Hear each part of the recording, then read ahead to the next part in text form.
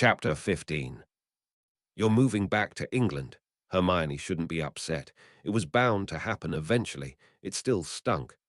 Not until we get married, and we will be back often, and you can visit us, Evelyn said with excitement and a note of pleading. I can't go to England, Hermione said with a sigh. Evelyn's excitement was suddenly put on hold. Can't. Evelyn had that look in her eyes again, that inquisitive and intense desire to know exactly everything. Can't, Hermione confirmed. It isn't safe for me. And, Evelyn countered critically, a country where you are consistently followed by random men of questionable origin is a safe place for you. Evelyn, Hermione said exasperatingly, I've already told you more about the situation than I've told anyone else. I'm not going to England. But I will never withhold my support if you decide to go. You said you will be in Egypt often. I'll see you when you do. Evelyn was frustrated. Hermione was a core piece of her life now. She couldn't imagine spending every day without seeing her, not to mention months. And I will write. Oh, all right. I still wish you could come with us permanently. It was my initial intention, but Rick insisted we would need our space. I'm sure you will, Hermione said, with a widening grin which earned her a slap on the arm from the reddening Evelyn. So, what are you planning for the wedding? Jonathan walked nearly right back out of the room when he heard the topic of conversation. Jonathan, I need to ask you something. Jonathan sighed, but turned right back around to sit with them at the kitchen table. So long as you promise this conversation isn't about the color of linens, Jonathan grimaced. You don't think that I would be running if it was about the color of linens? Hermione asked seriously. As I was saying, Evelyn interrupted them with a roll of her eyes. I need to ask you something important. Jonathan, Evelyn squirmed, and Jonathan waited with trepidation. Will you walk me down the aisle? Lord, Evie, Jonathan laughed with relief. I thought you were going to ask me to dress up as your bridesmaid or something awful like officiating. Of course, I will, Evelyn shook her head in disbelief, but hugged Jonathan happily. Who will be officiating anyhow? Jonathan said curiously. Well, I wanted Dr. Bay, but he won't say yes, Evie said with disappointment. Don't worry, Evelyn, Hermione said with confidence. He will say yes. How do you know? Evie said curiously. Just let me deliver the invitation, Hermione said with a sinister grin. Mr. Bay. Dr. Bay looked up to the sky in frustration. The best part of Evelyn Carnahan getting married and moving to England is that you wouldn't spend quite as much time in my presence, Miss Evans. Dr. Bay looked at Hermione with a long, suffering expression. Must you continue to torture me? Of course. Just because Evelyn is leaving doesn't mean I should cease to take joy in my everyday pursuits. Hermione grinned widely before handing Dr. Bay 2 envelopes. Would you be so kind as to deliver Ardith's wedding invitation? Ardith, Dr. Bay raised an eyebrow. You are on a first-name basis with my nephew. Hermione didn't rise to the bait. Evelyn is, and Rick would like Ardith to be a groomsman. And I suppose they want me to officiate, Dr. Bay said sarcastically, but immediately sobered at Hermione's widening grin. No, I told Evelyn you might say that, Hermione said connivingly. That's why I agreed to be your personal pain in the ass if you said no, and eventually get you to say yes. You wouldn't, Dr. Bay said with horror. Oh, yes, I would. I'm the maid of honor, and as such, I will make sure that Evelyn has a marvelous wedding, cranky old codgers aside. Dr. Bay glared at her with Hermione smiling brightly the entire time. I despise you. I'm so glad, Hermione said as sweetly as possible. I wouldn't say yes and not show up, Hermione called behind her as she made her way out of the museum. You can imagine what a pain I'd be if Evelyn wasn't around when I decided to make you miserable. Hermione grinned in triumph at the cursing she could hear behind her. Terence came storming into Adam's family tent like a raging bull. He shoved an envelope into Ardith's face before sitting down in a foul temper. Why so joyous? Adam smirked. Miss Evans, Terence said darkly, has blackmailed me into officiating the O'Connell and Carnahan wedding. Adam immediately started laughing. And that, Adam continued to snicker despite Terence's dark looks. Must be killing your misogynistic heart. Careful, nephew, Terence warned. They asked you to be a groomsman. I fear your sanity will be thoroughly tested by Miss Evans should you refuse. I'm sure Ardith would find it less of a hardship than you, dear brother. Adam smiled into his cup of coffee, and Ardith pretended to be very absorbed in reading his invitation. And you underestimate the superior skills of Hermione Evans, Terence deadpanned. Basma brought a cup of coffee to Terence. I would like to accompany you, Ardith. All the men turned to Basma in surprise. You weren't invited, Terence said rudely and a bit desperately. The only thing that could make the situation any worse would be his sister-in-law in attendance. In European weddings, you are allowed one person to accompany you. It has a place to mark it on the card, Ardith supplied. Terence glared at him. I would be honored to take you, Alumu. And Terence can take me, Adam said, while slinging an arm over Terence's shoulder. I would not be honored to take you, Terence said, as he threw his arm off his shoulder. I can distract my wife from making it her life's mission to torment you, Adam whispered in Terence's ear. Terence dropped his head dramatically on the table. Fine. Who is going to lead the tribe? Terence said in defeat. Hazib. Who else? Adam said with a smile. Adam continued to tease Terence while Basma watched her son. So, Basma whispered to Ardith, I get to meet Miss Evans. Ardith rubbed his face. Of course that would be his mother's goal. Seeing as how she may be my daughter-in-law. Alumu, Ardith whispered back so Uncle Terence didn't notice. I've already upset her once. Pursuing her is a bad idea. That is going to happen in love. Basma rolled her eyes. You are going to hurt each other. You still like her, and yet Miss Evans has bruised your ego on more than one occasion. I would still like you to drop it, Ardith pleaded. I won't drop it, Basma sighed. But I promise not to say anything to Miss Evans. That is something that you should tell her in any case. Ardith shook his head, but was at least appeased. I just hope whoever decided to call her a mudblood and went so far as to carve it into her is already dead. I don't envy them if you or any other Medjai comes across them. Basma patted Ardith's back before walking off, and Ardith's expression turned black. All the meanings that they had come up with for mudblood were not good, and it rankled him that anyone would even dare to imply that Miss Evans was no better than dirt. It must have something to do with her time as a soldier. It was the only explanation that made any sense. Not that any of the explanations that he had come up with made complete sense. Well, Uncle Terence sighed in defeat. I suppose I will host the lot of you at my house for the wedding. We will arrive the day before, and I hope Miss Evans is baking, Adam said with a grin. The sweet bread Ardith brought us was absolutely amazing. It is amazing, Terence begrudgingly acknowledged. Miss Carnahan brought me some of her cake one day, almost made me reconsider my feelings for Miss Evans to the point of asking her to marry me. I quickly got over the feeling. Terence tried to cover the admission with a scoff at the end, but Adam laughed. I'm sure you did, Adam snickered as his brother left. Careful, Ardith, your own uncle might be your competition. I'm sure he will be just fine, Adam, Basma said critically. Miss Evans definitely has too much sense to settle for a cranky old bachelor like Terence. Ah, Adam said, but you haven't met Miss Evans. How would you know? Ridiculous, Basma scoffed. The two of them continued their marital bickering, and Ardith decided to ignore them. It was ridiculous. Miss Evans with his uncle was clearly a ridiculous thought that he now had to burn out of his brain. Chapter 16.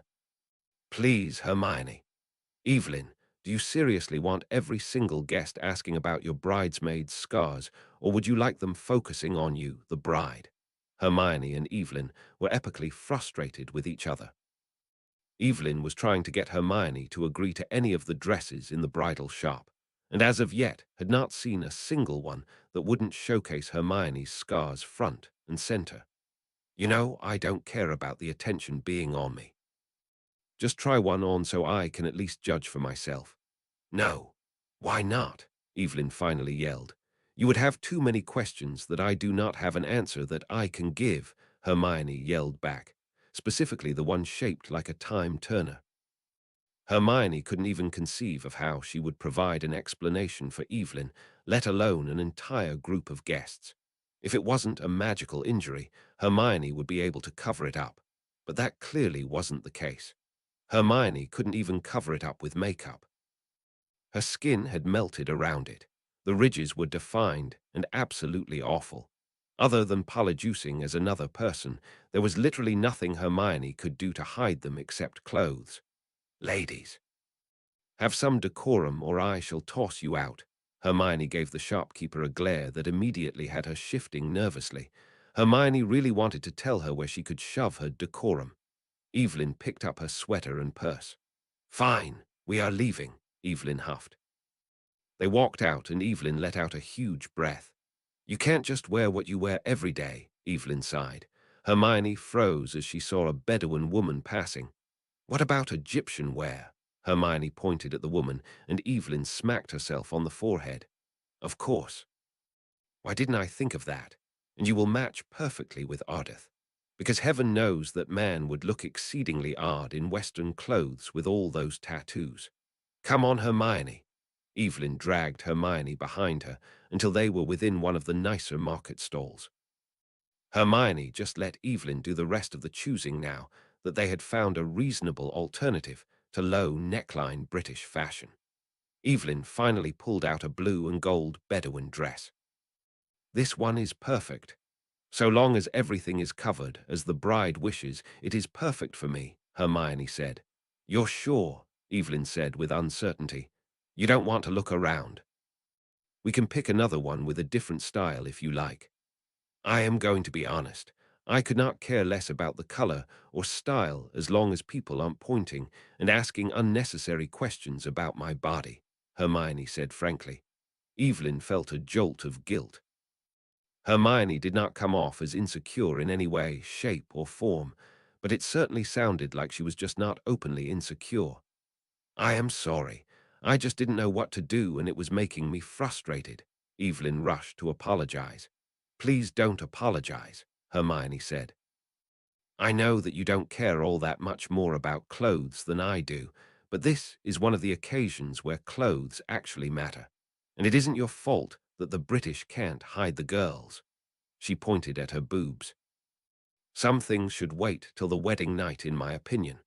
Hermione grinned widely. Evelyn shook her head and chuckled. That is the first time I've ever heard the British even mildly being referred to as indecent, Evelyn said honestly. British women used to wear the thinnest white muslin dresses so they could look naked without actually being naked, Hermione said with a flat look. The British are more than capable of being indecent. Well, that aside, this is the dress, Evelyn said with confidence. Thank Merlin, Hermione said with relief. As the Bedouin woman wrapped up the dress, Evelyn looked at Hermione with curiosity. Why do you say that? Thank Merlin. Who is Merlin? Evelyn could see the slight tension in Hermione's shoulders, but other than that, there was no indication that anything was amiss. I really couldn't say. I've just always said it. They would say it a lot at the boarding school that I went to, and I sort of just started saying it before I knew it. Hermione kept her eyes looking through dresses as they talked, and Evelyn didn't know what to think. It was a strange phrase, and it felt like some sort of clue that Hermione was actually concerned Evelyn would catch on to. Kids really do the oddest things at times, don't they? Evelyn attempted to reason out loud. There probably was some reason originally, but adults really don't think the way children do. My mother, Hermione grinned, used to say she wanted to shoot a penguin when she was angry. Why would she say that? Evelyn said with slight horror. She said, Hermione continued, that it was because my grandma used to say, you make me want to shoot myself, when grandma was really angry and upset with her. But several of my mother's classmates actually committed suicide. So she didn't want to say that even if it was just an exaggeration. So, Hermione said with a smile. She said she wanted to shoot a penguin instead because only someone who is truly furious would want to shoot one. Evelyn shook her head with a smile. The stall owner passed over their parcel, and they began heading to Evelyn's apartment. Evelyn couldn't get the phrase out of her head, though. Actually, Hermione stopped to look at her. Would you mind if we worked on the wedding later? I'd like to get a book from the library, and you should go home and try your dress on. Hermione tilted her head at Evelyn. All right, no problem. Hermione took the dress from Evelyn. I'll see you tomorrow. See you tomorrow. Evelyn smiled apologetically. As soon as they parted, Evelyn went to the library just as she said she would. She didn't have any idea what she was looking for, but maybe she should look through British influences by the name of Merlin. Hermione was British. Evelyn scanned through several historical books, but the only Merlin she could really find was Merlin the Wizard. Why would Hermione be nervous about Evelyn finding out that as children the kids had thanked the wizard Merlin? It was perfectly harmless. Children loved the concept of magic. Maybe. Evelyn finally shook the notion from her head and put the books back. Ridiculous. She must have imagined it. Rick watched as Evelyn daydreamed. She was supposed to be finalizing the last of the details for the wedding, but at some point began staring out the window. Something had clearly been nagging at her the last couple of days, but Rick couldn't think of a single thing that had happened. He got up and put a hand on her shoulder. Evie, what's bothering you? Evelyn looked up at Rick, a bit conflicted. It's nothing, Evelyn sighed. Rick pulled a chair next to her and took her hands. It's something if it is causing you to be unhappy, Rick said comfortingly. I'm not unhappy, Evelyn said quickly. It's just Rick waited patiently for her to continue. Hermione, she is quite odd, and I've never thought twice about it. But, Rick urged. But, Evelyn started to talk quickly. She has no other friends, no family. Hermione says she went to a boarding school, but she is clearly careful about not giving a single detail where. Hermione is apparently covered in scars she won't show me, and also implied she was a soldier of some kind. But what army would employ a woman? How young must she have been? And what is so impossible about telling me any of it? And Hermione has adamantly refused to go to England, says it is unsafe. Evelyn began to cry. Does she not trust me? Rick shook his head and put a finger to Evelyn's mouth to stop her continuing. Why haven't you told her about Hamunaptra? Evelyn began to protest, but Rick again put his finger to her lips, because it could put her in danger. She trusts you, Evelyn, but she also loves you like a sister. And I personally would never put my sister in danger just to have the comfort of sharing my problems. Butim, ashamed of what happened in Hamunaptra, Evelyn finally said quietly.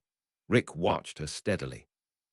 I know Hermione wouldn't breathe a word if I asked her not to, even if she thought I was mad. So she wouldn't be in danger if I told her. I'm ashamed. Evelyn started to cry again. The Americans would be alive if I hadn't read from the book. Evelyn began to sob. It's my fault.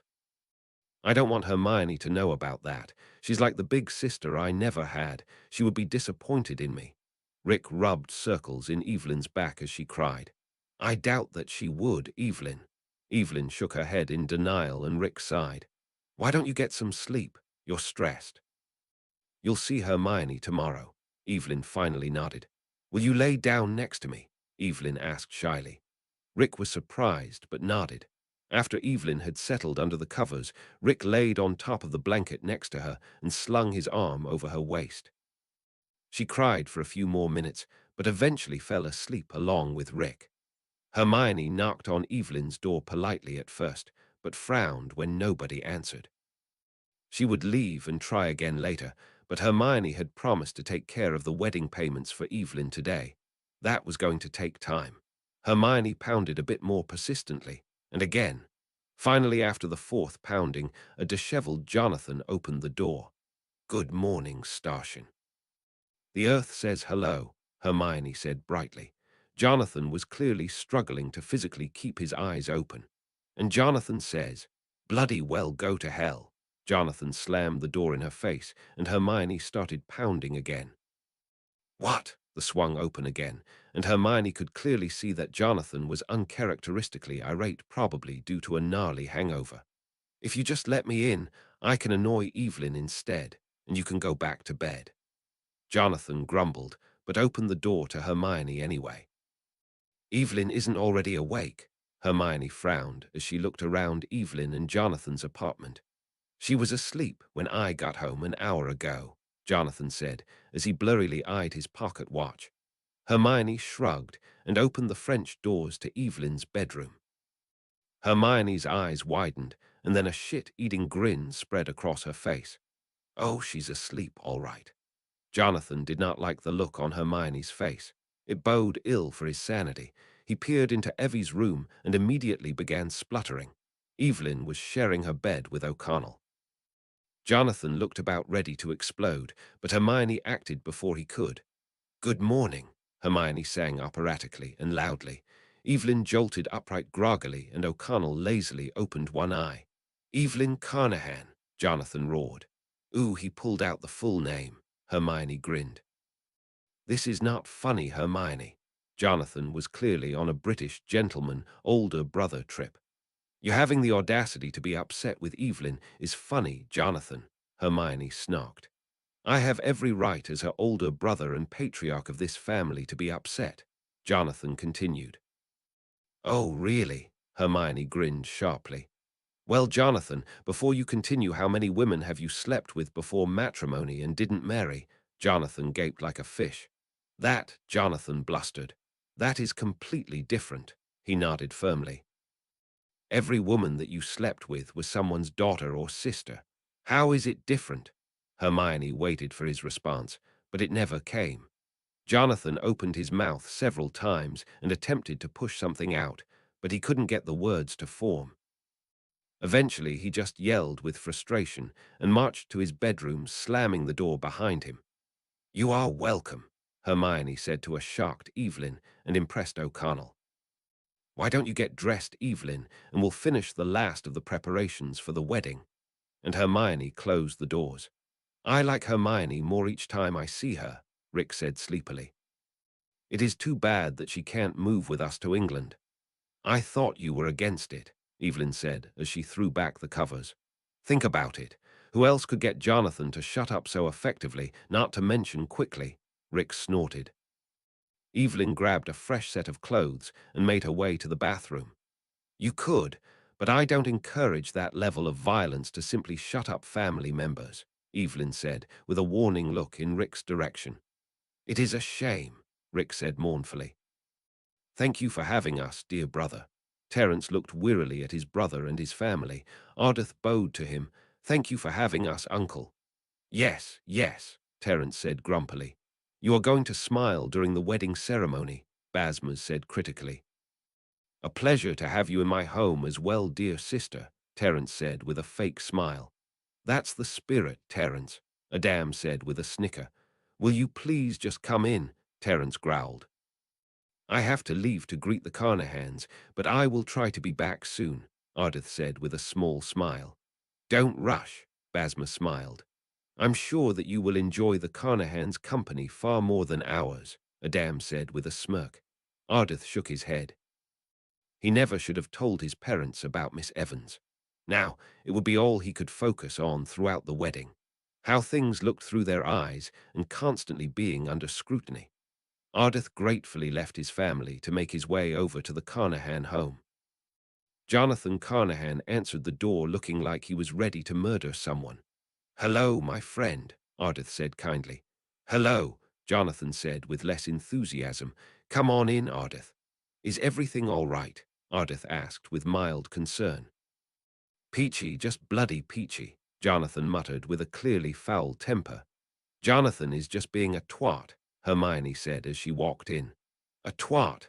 Ardith asked with confusion, but his question was thrown to the side by Jonathan's loud exclamation. "This is all your fault," Jonathan burst out. "And how do you figure that?" Hermione said serenely. "Before you came around, my sister didn't even curse." Jonathan raged and continued ranting as he got himself a glass of scotch. "Evie had never kissed a man, and then you came along, and she is in bed with a man." Ardith's eyebrows raised. "Her fiancé," Hermione said to Ardith, and he nodded. "And how many women have you been in bed with?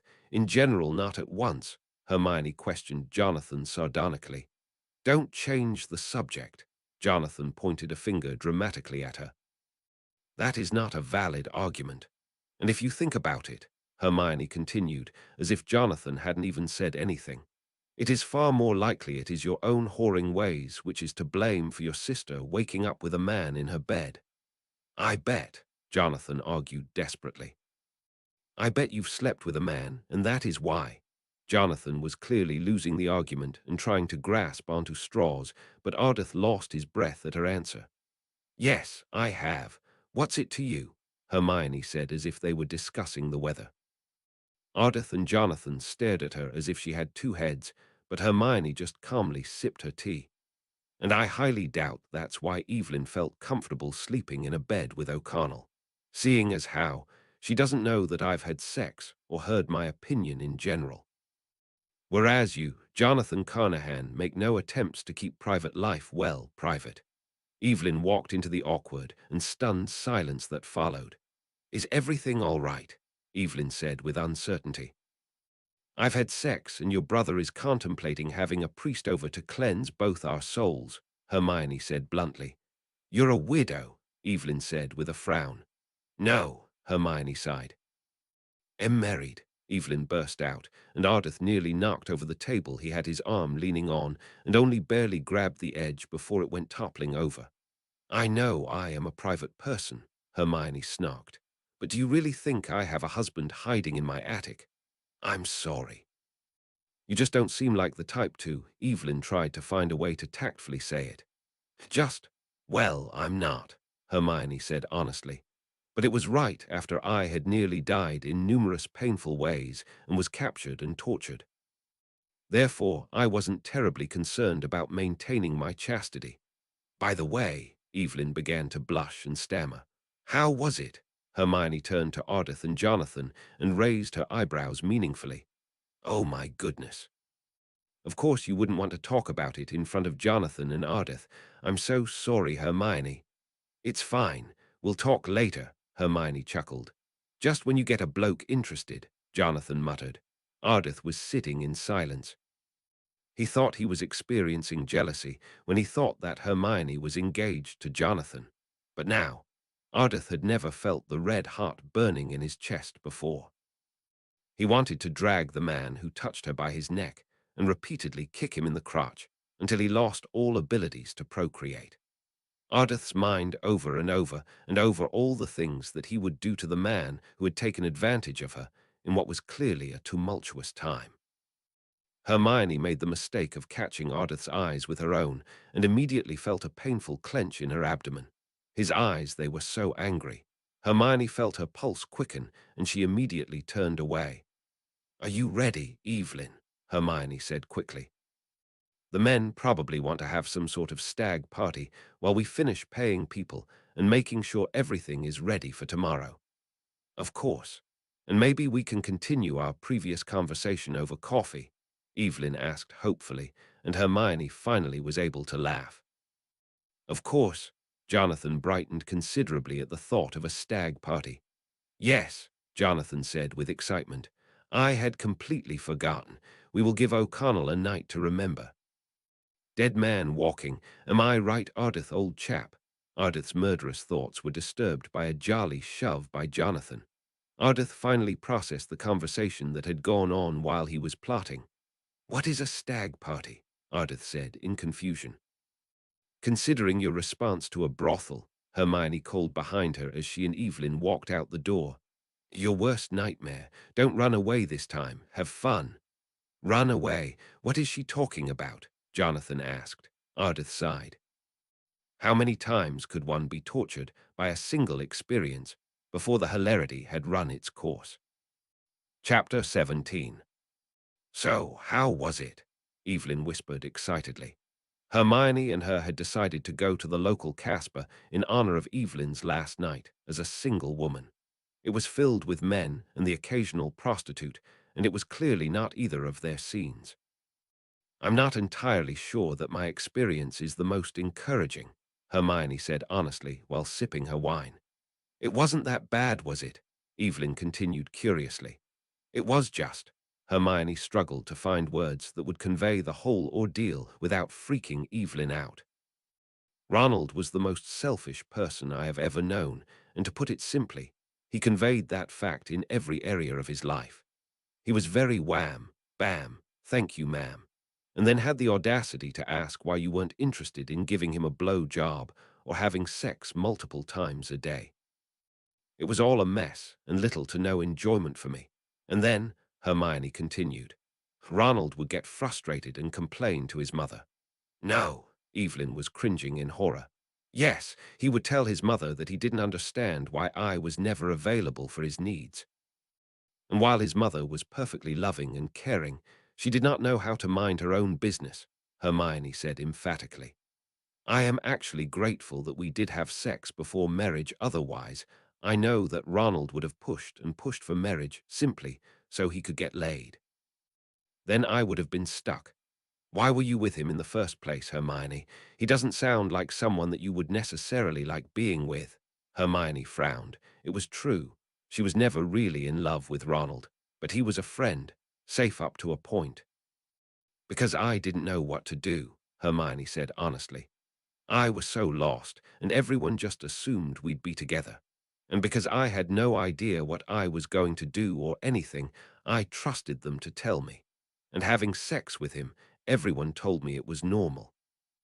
I took the job that would have me. I took the man that would have me. I worked there, and so did Ronald.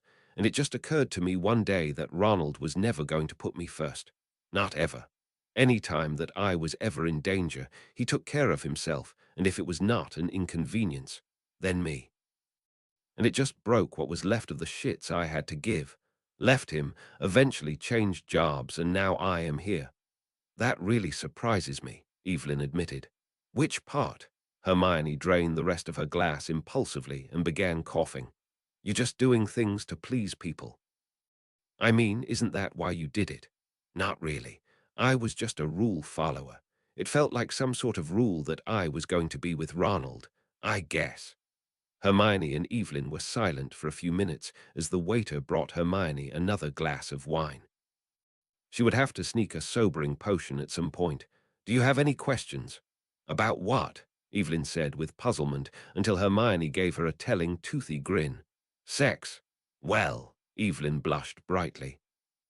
Yes, Evelyn asked any and all innocent questions Hermione could have considered possible, and she got braver and braver the longer she drank.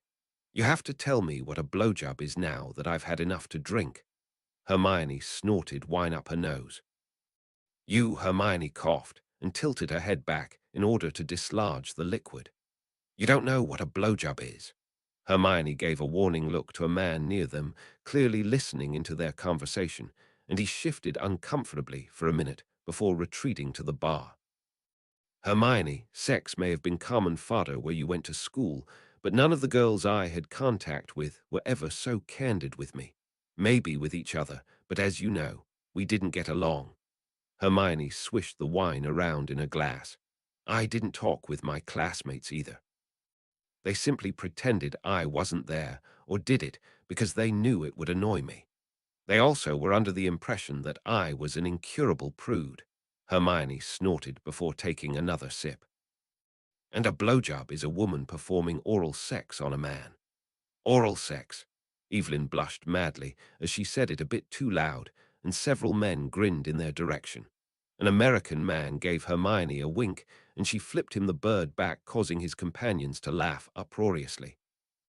Want some tips? Hermione said with a delicately raised eyebrow. Yes, Evelyn mumbled. They continued to drink and talk, and Evelyn loosened up fairly quickly, most definitely because of the wine. Evelyn was clearly drunk after not very long drinking, and Hermione ordered 2 waters while subtly pouring the sober-up potion in it. When Evelyn had drunk all of it, she was back to mildly tipsy. I must be better at drinking than I thought, Evelyn said wonderingly. I barely feel anything. Must be, Hermione smirked slightly. The 2 women stood up and left without a single stagger between the 2 of them. Hermione saw several men eyeing them up and down, and she rushed to usher Evelyn out the door before anyone tried anything. Unfortunately, the minute they made it out the door, the man Hermione had insulted caught up to them. "Hello there, sweetheart." Hermione leveled him with a state of complete indifference, and Evelyn gripped her purse nervously. "I think you meant to refer to one of the working girls." "They are inside.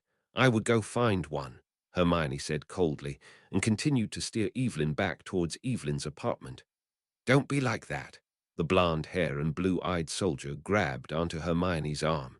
"I know you know a thing or two about pleasure. I'm sure we could have a good time." He probably thought he was charming. He reeked of nasty, smelling whiskey, and Hermione was 2 seconds away from making him suffer. "Either you let go or I will show you my actual idea of pleasure," Hermione said with calm and deadly promise. "Oh, really?" His grin widened and immediately turned into a gasping choke. Hermione had punched the little jerkwad right in the throat. Then she did a half-turn and smashed the heel of her boot right into his crotch. He was clearly not much of a soldier. The man cried on the ground, and Hermione jerked her arm out of his now loose hold and walked quickly until they were inside Evelyn's apartment building. Evelyn followed in quiet shock until she finally shook herself out of it when they reached her door. "That was amazing." "You have to teach me how to do that." The gentleman in the room heard the exclamation as they walked in. "Teach you how to do what?" O'Connell asked curiously. O'Connell was drinking slowly, Jonathan was clearly slobbering drunk, and Ardith sat on the couch drinking tea. "I thought you would be out at your stag party." Hermione completely ignored his question. "O'Connell is booering," Jonathan whined drunkenly. "We should be out. Enjoying your last day as a free man with lots of women."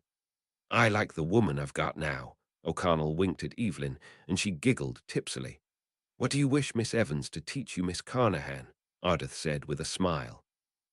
"Hermione." Evelyn grinned excitedly and sat down cozily next to O'Connell. This crass American, no offense darling, tried to proposition Hermione and even grabbed onto her arm. Ardith's hand flexed tightly on his cup as Hermione sat in the only available seat next to him. "And what did she do?" O'Connell said curiously. "She punched him in the throat and jammed her heel into his family jewels. It was absolutely amazing." Ardith blinked in surprise and looked at Hermione. "Poor chap, must have been an ugly blighter," Jonathan said. "Oh no. He was attractive enough," Evelyn said with a blush. "He overheard our conversation," Hermione said calmly, "and made several inaccurate deductions. I corrected them fairly quickly." Hermione could feel Ardith's dissecting stare and tried to swallow the sudden lump in her throat. "I'm going to make some tea." Hermione quickly got up and made her way to the kitchen. Ardith had been struggling with understanding if Miss Evans was loose since they had left. It was natural enough. Women who slept with men before marriage were generally loose, but clearly that was not the case with Miss Evans. And Ardith had never even thought that a woman other than a prostitute would even consider laying with a man before marriage. So she was clearly different. Ardith had been waiting for her to come back so he could see how felt about her after digesting the information from earlier. Well, Miss Evans was in front of him, and he still wanted her. "What was your conversation?" O'Connell smiled widely as Evelyn turned bright red. "Different forms of sex," Evelyn mumbled, and she straightened out her skirt. "The best ways to do them. We were in the Casbah, and you were discussing Hermione's former lovers," O'Connell said, while side-eyeing Ardith, who seemed suddenly very tense. "Lover," Evelyn corrected with a frown. Evelyn could see the effect the conversation was having on Ardith as well. She was not very complimentary. Hermione said he was incredibly selfish, and I got the feeling he was arrogant as well. "Unbelievably arrogant," Hermione interrupted as she handed Evelyn a cup of tea. "And a mama's boy who kept wanting me to be like his mother." Hermione sat down with her tea. "I won't go into how disturbing I found that." "I still can't believe you settled for that," Evelyn said in disbelief. "There was no one else who was better to be with." Ardith let out the breath he was holding slowly. He felt relief. Hermione was not still in love with this man. "Not really," Hermione shrugged. "It was a very small community." The only one who ever seemed interested in me, made the man in the alley look like a true gentleman, and the only one I ever liked. Hermione paused and focused to seem as nonchalant as possible. Was never going to be available to me. Ardith wanted to know more. Desperately wanted to know more, but it looked Evelyn was dropping the subject, and he couldn't ask her.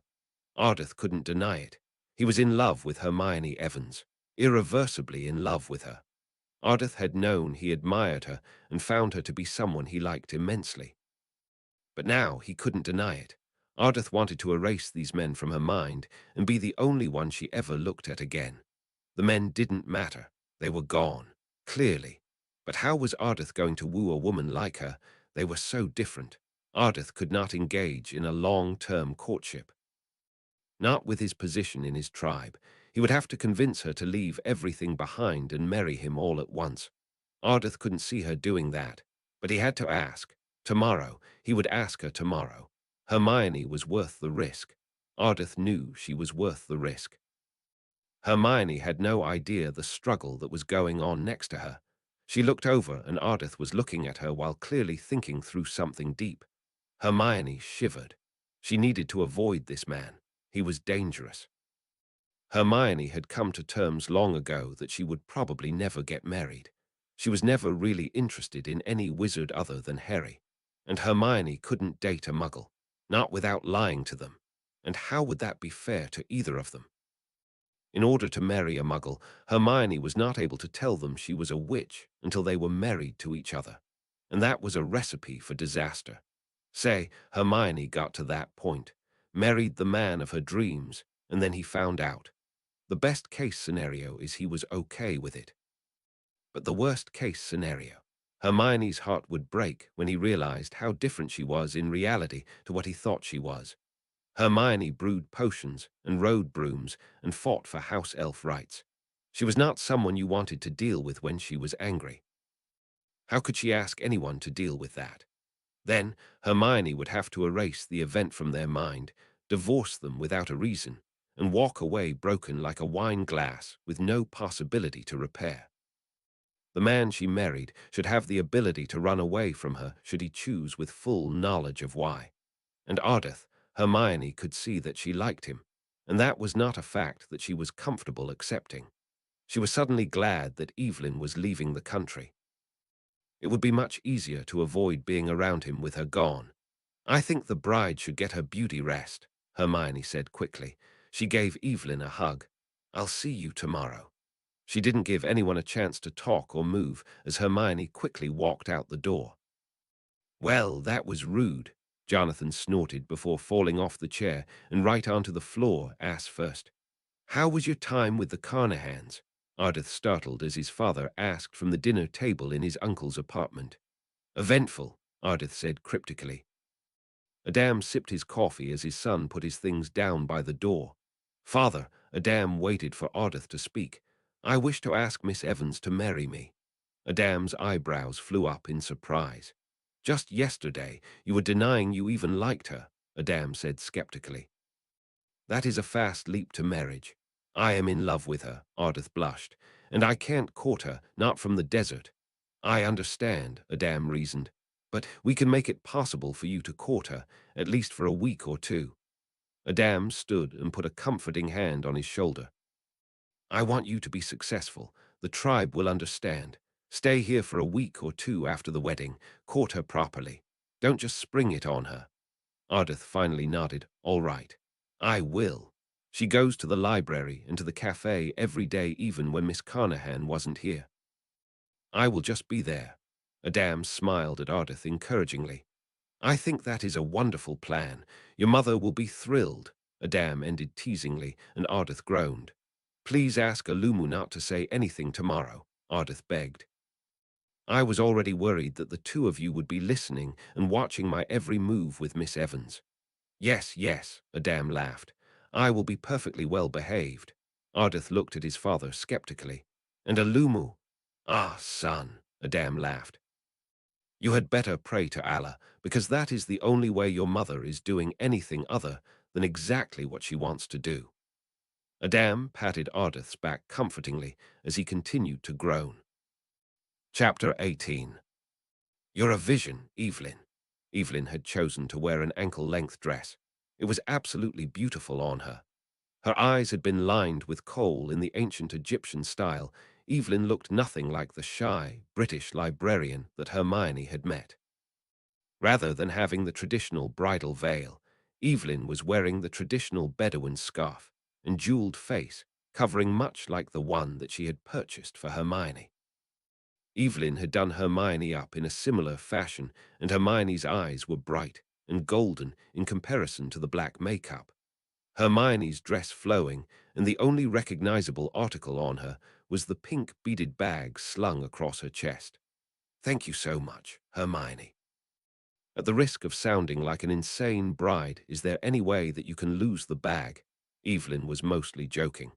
No, but it will be mostly hidden when I put on the headscarf and the face covering, Hermione reasoned. Evelyn shook her head. I don't think I have ever seen you without that bag. Even the few times you have slept at my house, what could you possibly have in there? Oh, just this and that. Meaning her entire life minus her cat Hermione helped Evelyn place her face covering securely. Well, Evelyn, Jonathan walked out in a smart suit. Are you ready to receive the old ball and chain, beautiful sister? Still time for me to drive the getaway car. And I can trip your ex-fiance as he attempts to run after you, Hermione offered teasingly.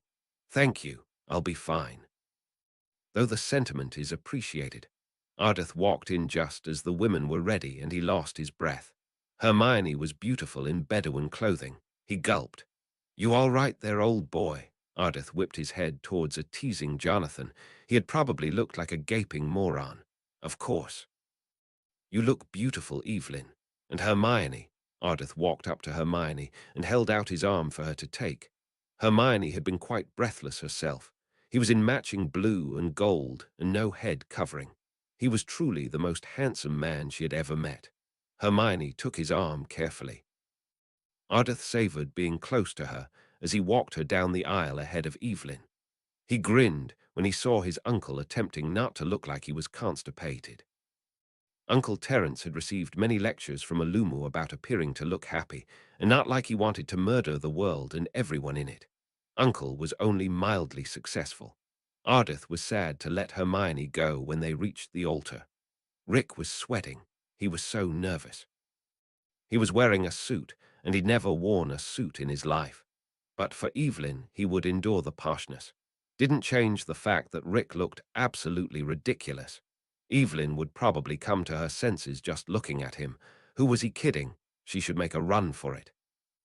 Rick didn't want Evelyn to run, and yet recognized why she was probably running as he stood there looking as ridiculous as a camel would look in a suit. He was going to be sick. But when Evelyn finally walked out, Rick forgot about the blasted suit. Forgot about how much he had wanted to throw up and was lost in how gorgeous she looked. Evelyn was worth it all. Being lost in the desert and going back to Hamunaptra and even the blasted mummy. Worth all of it. Hermione smiled brightly. Evelyn was buzzing with happiness, and Jonathan had already started to cry as he passed her to the groom. Well, Dr. Bay held back a sigh. We are coming to join this man and this woman. For richer or poorer, till death they part, but not before she drives him crazy. The last part was muttered, but it was still heard by all. Ardith looked up and prayed to Allah that his uncle was not going to make the entire vow section about why not to get married. Thankfully, the people observing the ceremony just laughed quietly, but Ardith could see Alumu pointing a finger threateningly at his uncle. May their marriage last famine and plagues. Rick had to physically hold back a snort, and Evelyn smacked him. And may every one of their bookshelves be bolted to the floor. Rick started openly laughing. That was one time. Evelyn smacked Terence in the face with her bouquet, and Hermione started laughing along with Rick. Ardith was smiling really big. Miss Carnahan, Terence righted his hat. Just get to the important part, Mr. Bay. Terence glowered at Hermione and talked much more quickly than he had before.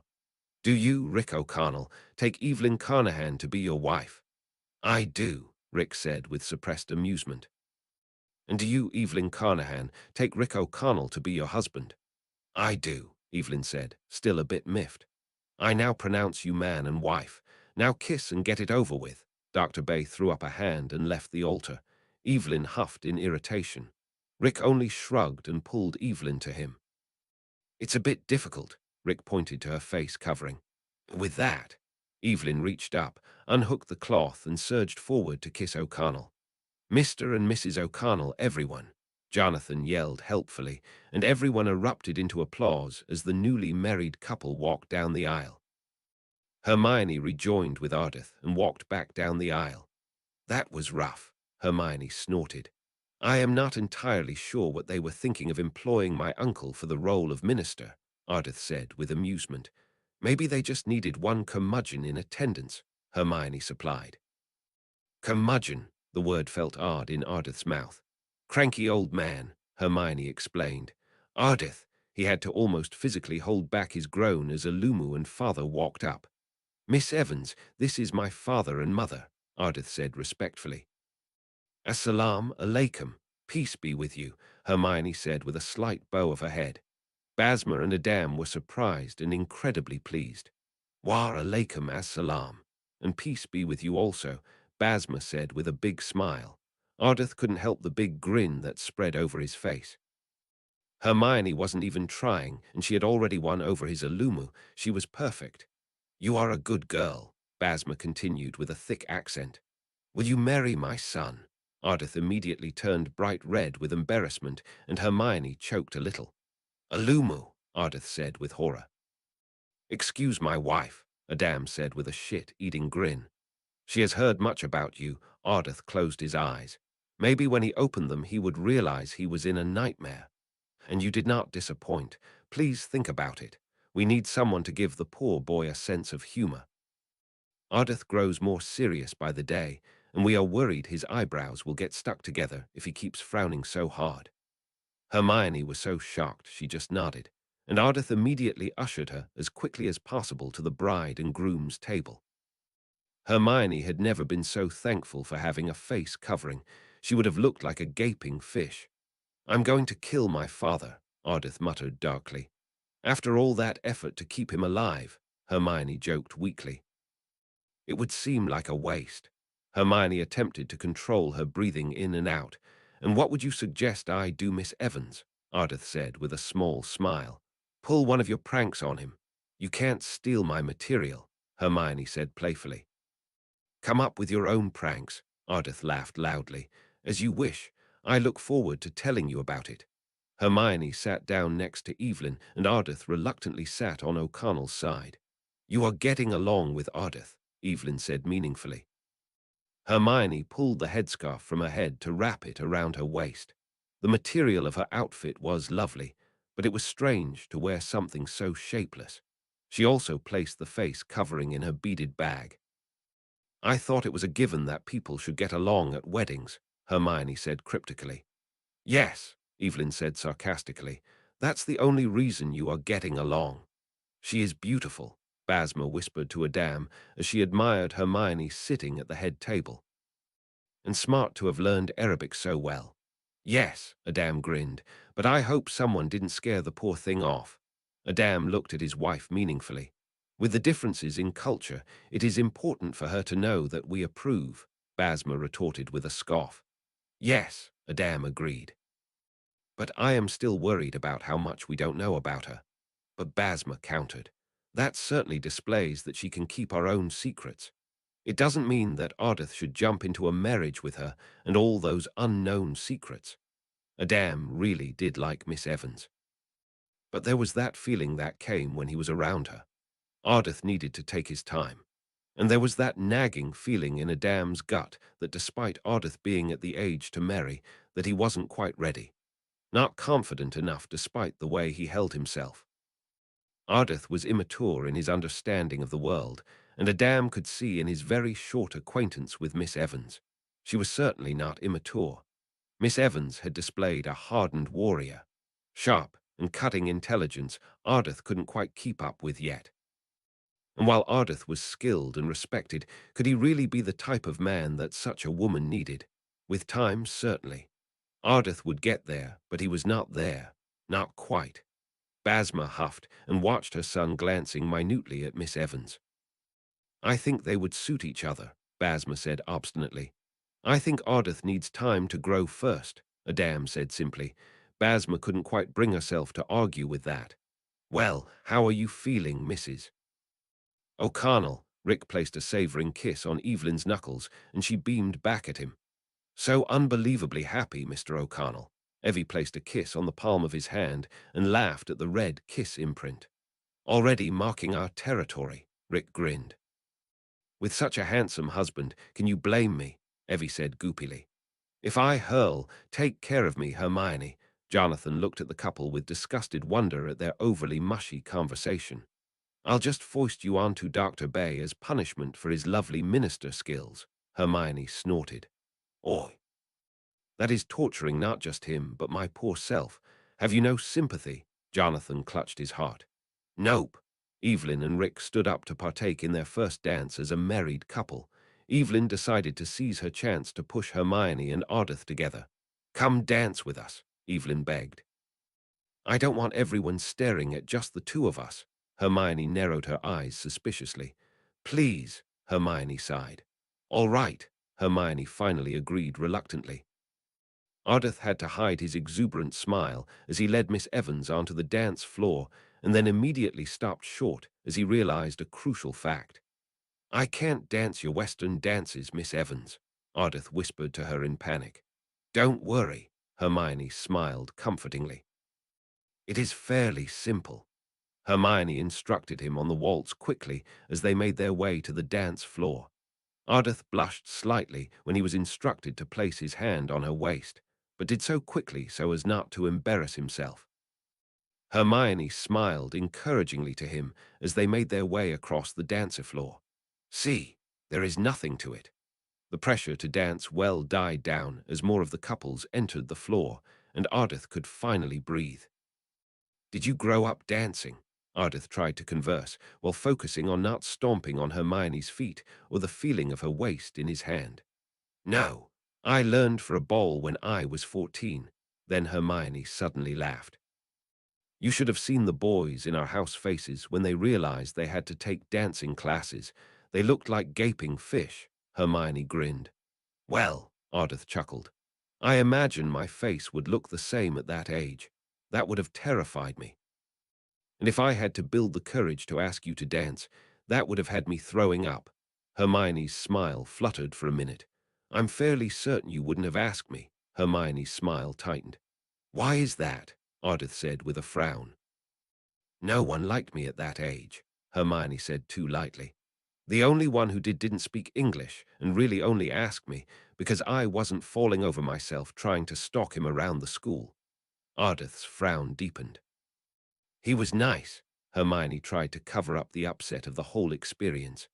But there were a lot of nasty rumors about me afterwards, so I'm not sure if I would have preferred simply not going. Not that the rumors would have stopped. They never seemed to have anything nice to say about me, whether I gave them reason or not. I can't imagine, Ardith started, but was cut off when the dance ended, and Hermione immediately curtsied. Thanks for the dance, Hermione smiled brightly. But I have to go give Evelyn her gift. Ardith nodded with a forced smile. Of course. Hermione walked off with a deep breath. May I borrow your lovely wife for a moment? Evelyn smiled brightly and hugged Hermione. You were adorable dancing with Ardith. I'll leave you two alone for your moment. Rick rolled his eyes and went off in search of drinks. Hermione pulled out an envelope and handed it to Evelyn and immediately stopped her from opening it. This, Hermione began seriously, is for an emergency, Evelyn frowned. What emergency? Evelyn said with confusion. If you need me, wherever you are and whatever is going on, open the envelope and follow the directions no matter how ridiculous or strange they seem, and I will come to you. Hermione grasped Evelyn's hands and looked at her seriously. I mean it. If you or your family is in danger, open the envelope. I am capable of so much more than I have ever shown you, and I will break any and all former promises to make sure you are safe. Evelyn felt a tear slip from her eye. How are you sure you can help? Evelyn sniffled, and Hermione smiled a giant menacing grin. Let's just say there is more to the world than most people know. Evelyn froze at the knowing look. Was Hermione aware of what happened with Imhotep? There are things and people capable of horrible and amazing things, and I am one of them. Promise me. Hermione was so serious. I promise. Evelyn let out the breath she was holding. I promise I will follow the directions and make sure you can help. Hermione smiled huge and gave Evelyn a big kiss. I promise to be in touch, Hermione said, but I need to dip out of the wedding early. Harry was feeling very needy this morning, Hermione lied. The truth was she wanted to get away from Ardith. She was feeling far too much for the man. She was going to take some time alone now. Of course, Evelyn hugged her. Please write to me. Nothing could stop me, Hermione said, more teary-eyed than she would like to admit. See you around, O'Connell, Hermione said to O'Connell as soon as he came back. Likewise, Rick smirked. Jonathan, Hermione said formally, try not to burn their house down. I would never, Jonathan grinned and gave Hermione a hug. Hermione immediately left as quickly as possible, with only a slight bow to Ardith's parents and a cheeky wink to Mr. Bay. Hermione gulped as she saw Ardith in the decision. It was for the best. She gave him a small wave and went into the alley and apparated away with a crack. Chapter 19. Movie Roman 2. Movie Roman 2. Ardith watched the red-robed fanatics as they scurried around Hamunaptra. There were so many of them. They were like red locusts, armed to teeth. The Medjai wasn't guaranteed victory, and who would be around to fix the problem when the creature rose again? Ardith knew that it was just a matter of time before they found what they were looking for. He needed to find the O'Connells. Ardith left a scout behind as he rode back towards Cairo. Every time Ardith rode to Cairo, he would always ask himself the same painful question. Would he see her again? Ardith had waited an entire week and a half for Hermione Evans to appear at the museum and the cafe. She never showed. Hermione was gone, like a puff of smoke. Ardith looked for her. Occasionally his sentries in the city saw her, but Hermione was always gone before he could reach the latest sighting. Everything changed overnight. Hermione used to be their most valued training exercise, and over the years had turned into one of their legends. The Medjai told stories about her and wondered if the formidable Miss Evans would ever come back. The newest recruits were excited if they sighted her, and were disappointed when Miss Evans merely disappeared rather than join in the playful game she used to enjoy. Ardith felt that it had to be his fault. Ardith remembered the day at the wedding. Hermione had waved. He thought it was a temporary goodbye, and he hadn't caught sight of her since. The O'Connells told him that she was okay, but Ardith wished he could catch sight of her. Catch her in his hands and steal her away before Hermione could escape. With the years, Ardith matured. He felt the boy that he still had been drifting away. His father had told him he wasn't ready to marry her when Ardith had come home defeated. He had been angry, but Ardith understood now. Hermione Evans was a force of nature, and Ardith just wasn't strong enough to stand with or against that force if needed. Ardith had been besotted with her. Now he was deeply in love with her. Ardith hadn't been her equal in age and understanding. He liked to think he was now. Ardith was calmer, more steady. Hermione was right to walk away then. Now, Ardith wanted to be the force of nature that she was incapable of withstanding, provided he could ever find her and keep her in one place long enough to achieve that goal. Hermione would have to wait, though. London and the O'Connells awaited. Evelyn stroked Alex's hair in the back of the car. She didn't like nearly losing him. It had taken a lot of threatening and coaxing, but Alex had finally come clean about nearly dying at the hands of grave robbers. It left a pit of dread in Evelyn's stomach. She couldn't shake the feeling that something dreadful was about to happen, but Evelyn couldn't see any reason to feel that way. It was probably just her recent slew of dreams affecting her when she was awake. Evelyn wished Hermione was here in times like these. Hermione had a way about telling what was a real concern and what wasn't. Alex's godmother was still the most important friend in Evelyn's life and wrote often. But Hermione was hard to catch hold of these days. mainly because Evelyn could never get her in one place for very long, but they did meet in Greece at one point, and Hermione stayed with them for 2 whole weeks. Alex had been ecstatic. Jonathan was a playmate, and Hermione was his partner in crime. The trouble that the three of them got into Evelyn was almost afraid to leave them alone together. There had been one instance where Evelyn and Rick had gone on a date and had come back to the entire hotel staff in a rage at a disastrous trail of pranks on very esteemed patrons and no one to blame. But Evelyn could see the devil-may-care smirk on Hermione's and Alex's faces and the look of guilt on Jonathan's.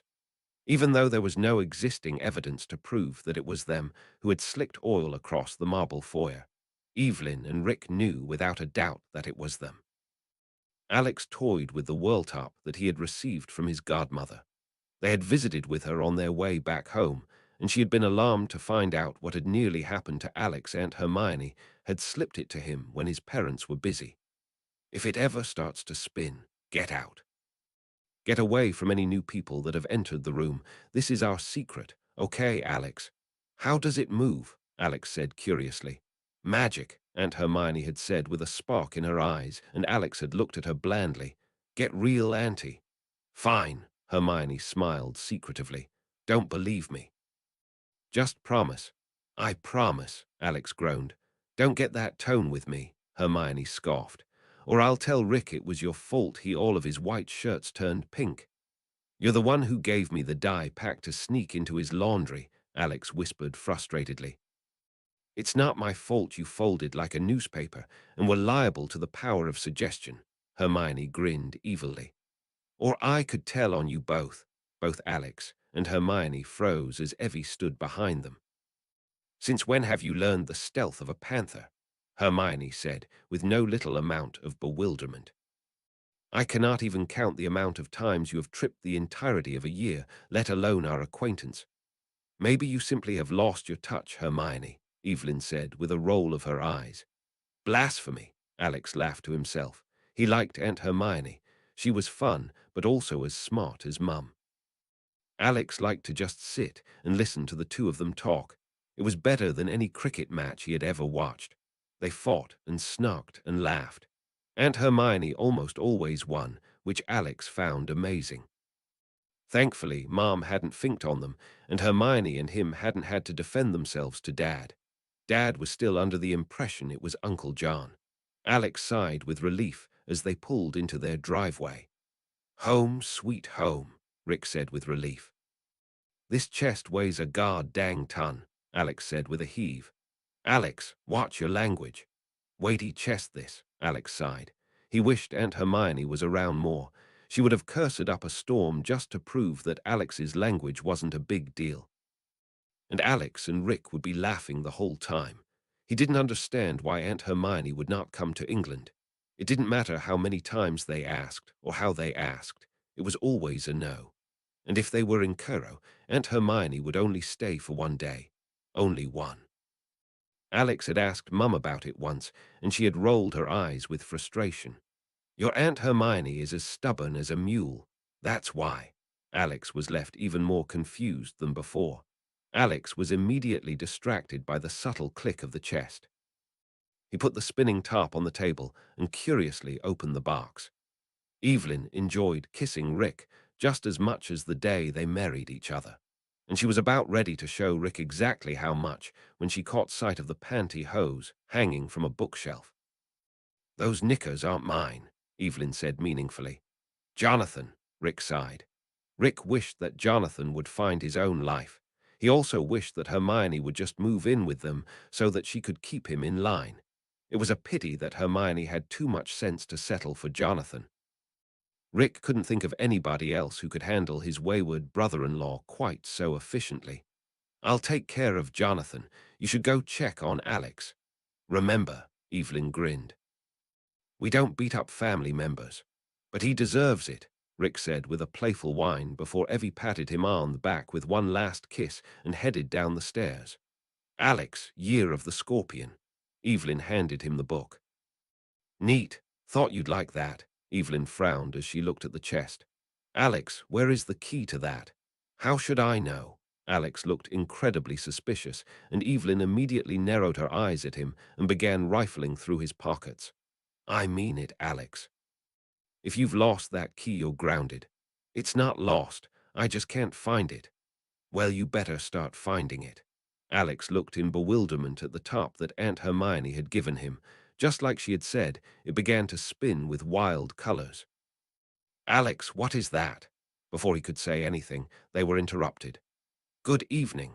Evelyn immediately leapt in front of Alex to shield him as a giant and smirking man stood in their living room. The top continued to spin brighter and brighter as he drew near, and Alex gulped as he remembered Auntie's instructions. They needed to get out of here. Who are you, and what are you doing in my house? Alex's heart beat out of control. I've come for the chest. Alex snatched it off the table and backed away. Give it to me now, Lackner said menacingly. Get out of my house. Evelyn grabbed a sword, and Alex looked at her like she had lost her mind. Alex had seen Mum sparring with Dad. It usually resulted in Mum hurting herself. Hell, he'd seen Mum spar with Auntie Hermione, and Mum always got creamed. In short, Mum was not the most coordinated, and the thought of her wielding a sword while not effectively killing herself was laughable. Mom. That doesn't seem like quite a good idea. Alex's eyes rounded as even more men branched out from him like tiny evil minions. I think it's time to call for Dad now. Too bad. Now I'll kill you and take it anyway, Lackner said with murderous promise. I think not. Ardith walked out dramatically. Ardith, what are you doing here? Best leave the explanations for later, Ardith said as he pulled out his sword. Who is that? Alex eyed the sword with admiration. The reason Auntie Hermione never stays in Cairo for longer than a day, Evelyn couldn't help herself from adding it. It was absolutely infuriating. She hadn't caught on to the pattern at first, but it was impossible to ignore. Hermione would be in Cairo for one day and would leave without warning. And then, within sometimes minutes, Ardith would just be there, to visit, but he always looked disappointed. And eventually, he stopped coming. Evelyn had tried to get an explanation out of Hermione, but she was intent on being tight-lipped.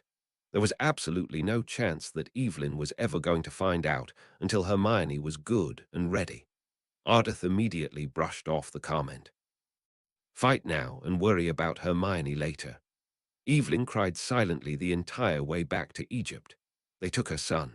And what was worse, Lackner, the psychopath that nearly crushed Hermione's throat, was alone with her small boy. Evelyn turned the envelope Hermione had given her in her hands. She had never opened it. Hadn't needed to. There was never this level of danger. Could Hermione really help? This was Imhotep, the undead monster come back to life. What could Hermione do? But there was that nagging suspicion in her mind. Evelyn suspected that Hermione was more than she let on. But as one of the best people Evelyn knew that dwelling on it would only cause problems. There was really only one way to know if she was right. Rick watched as Evelyn cracked open the wax seal with a lion pressed into it. What is that, Evelyn? Ardith asked curiously. Hermione. Evelyn wiped away her tears.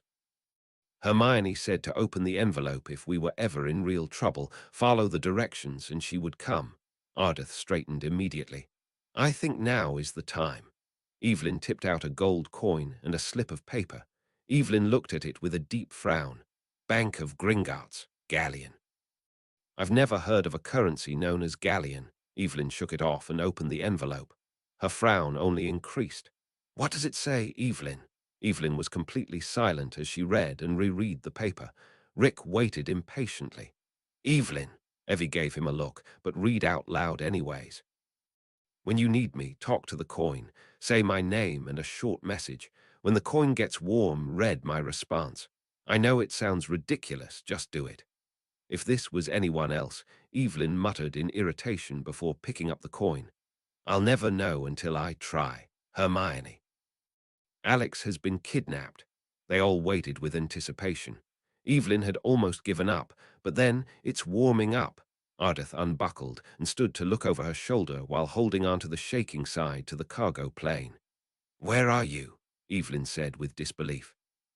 How is this working? Evelyn said with sudden excitement. Have you ever seen anything like this, Ardith? No, Ardith said quietly. I have not. Hermione, I am on a plane to Cairo. They all waited with anticipation. Which plane? Evelyn shrugged. Hermione.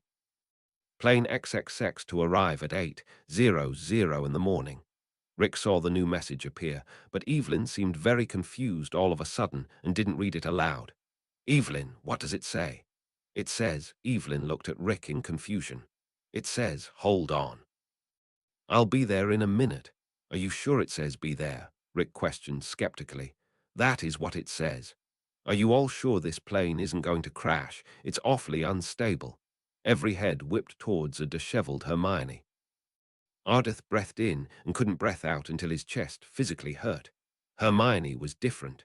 Her hair was unimaginably long and wild. There were black sooty smudges all over her clothes and face.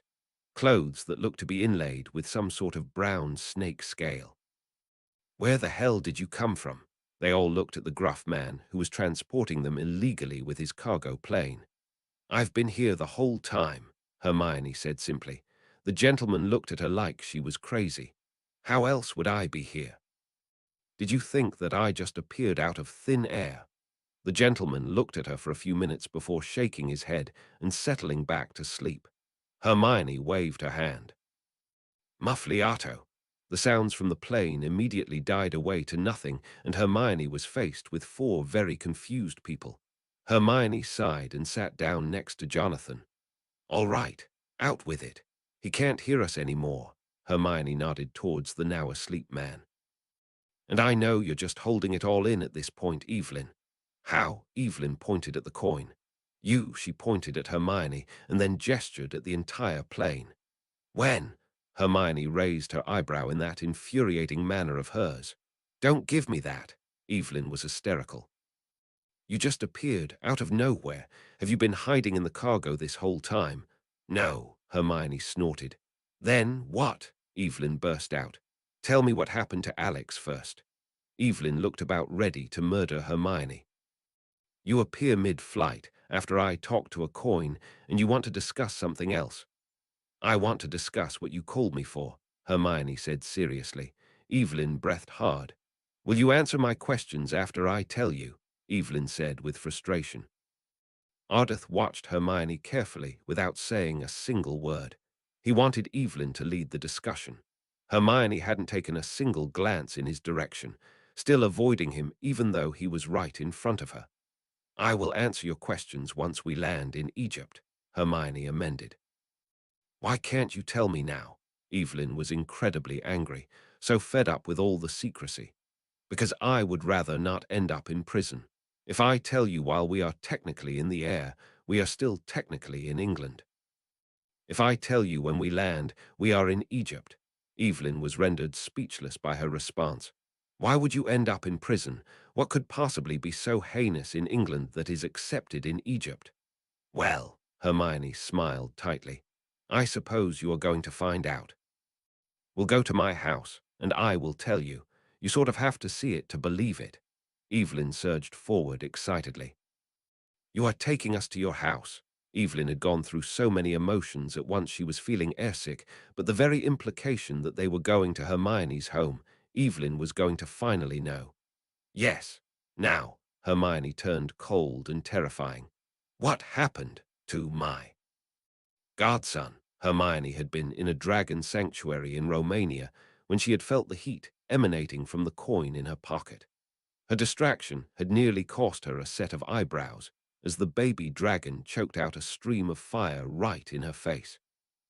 Hermione had taken the time while she wasn't with Evelyn to spend more time in the magical world time that she would have to cut off very soon due to the impending wars coming their way. Hermione had spent time doing many things that would have made Hagrid proud. Her work with dragons alone would have made him so excited. Hermione's heart had plummeted into her stomach at the words etched into the coin. I need to go. The wizard had just nodded and let Hermione be on her merry way. They were used to her coming and going. Hermione had zeroed in on Evelyn's location with a necklace that she had gifted her after the entire Hamanaptra incident, and it had been jarring to land on a plane mid-flight. She had almost thrown up, but she made it, and Hermione had stopped short as she saw the unmistakable back of Ardith Bay. Hermione had come to her own heartbreaking decisions while she was avoiding the man in black. Rather than drifting from her mind, Ardith simply grew. Hermione hadn't known how much until the incident with a couple of Dementors. Hermione had reacted well enough when the Dementors had come to call, and they had fled when Hermione's patroness soared at them. But Hermione nearly died from shock when she saw that her patroness was no longer an otter, it was a hawk. Hermione had been avoiding Ardith for several years at the time of the incident, and the knowledge had broken her heart in half. It was already too late. Hermione was in love with the man.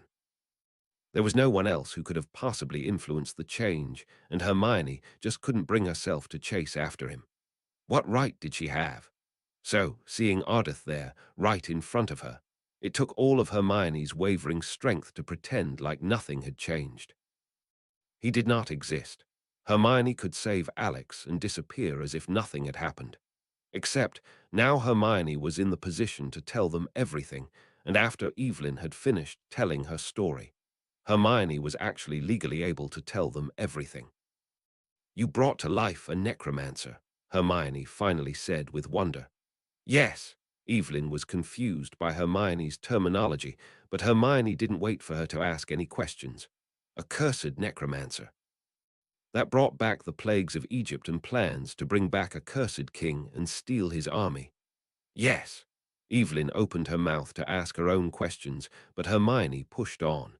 "And Alex has a cursed bracelet. Does he need to be alive for the bracelet to work?" Hermione was becoming more and more worried the more she found out. "Yes." Ardith was finally given the pleasure of having Hermione look at him. Hermione's heart spluttered, and Ardith saw for a moment the tumultuous emotions in her eyes before she turned back to Evelyn.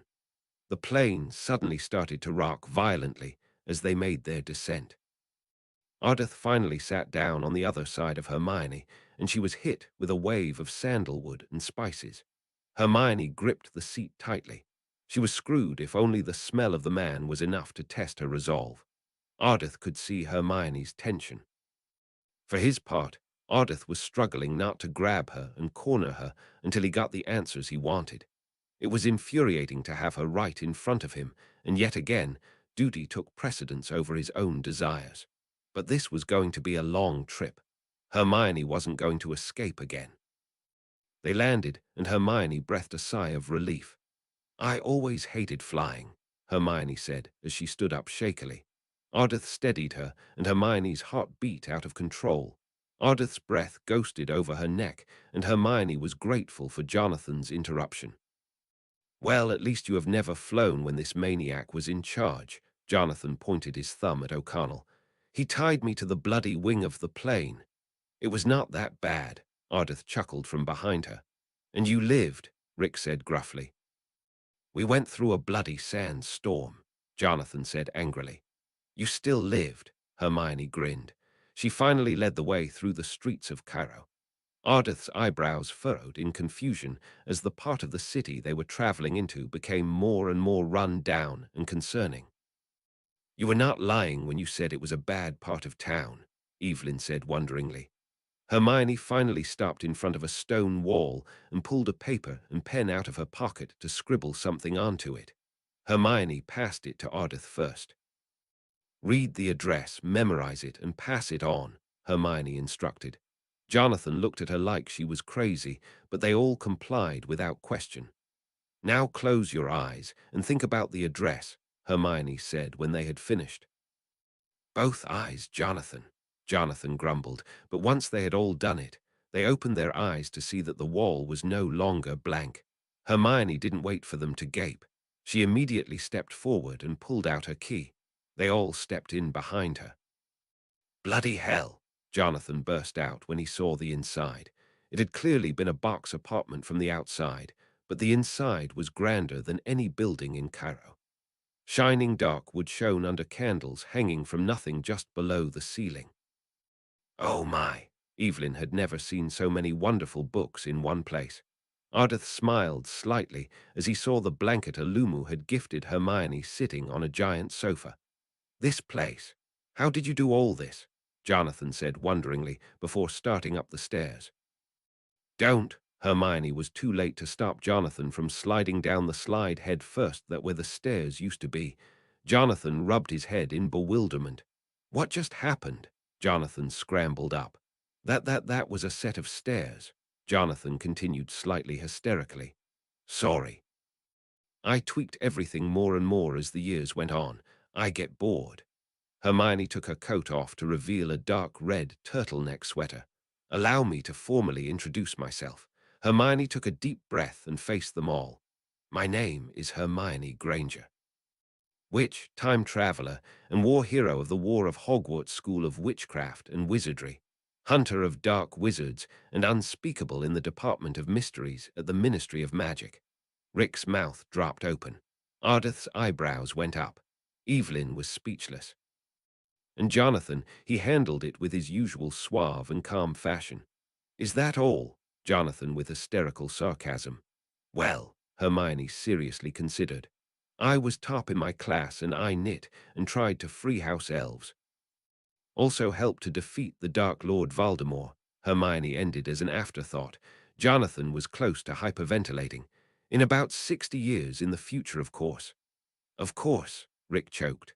Well, Hermione turned significantly to a clock hanging on the wall. I know that I have created enough questions to last an eternity, so I will just give you a quick rundown of the most important, and we can be on our way to save Alex. Please sit. Hermione waved to the giant couch.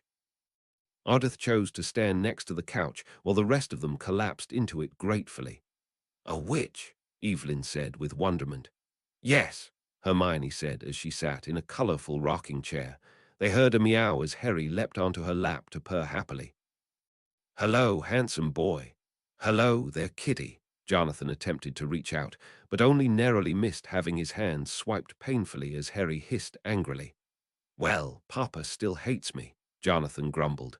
I am not the only witch. There are laws in place, Hermione began quickly before they could become sidetracked.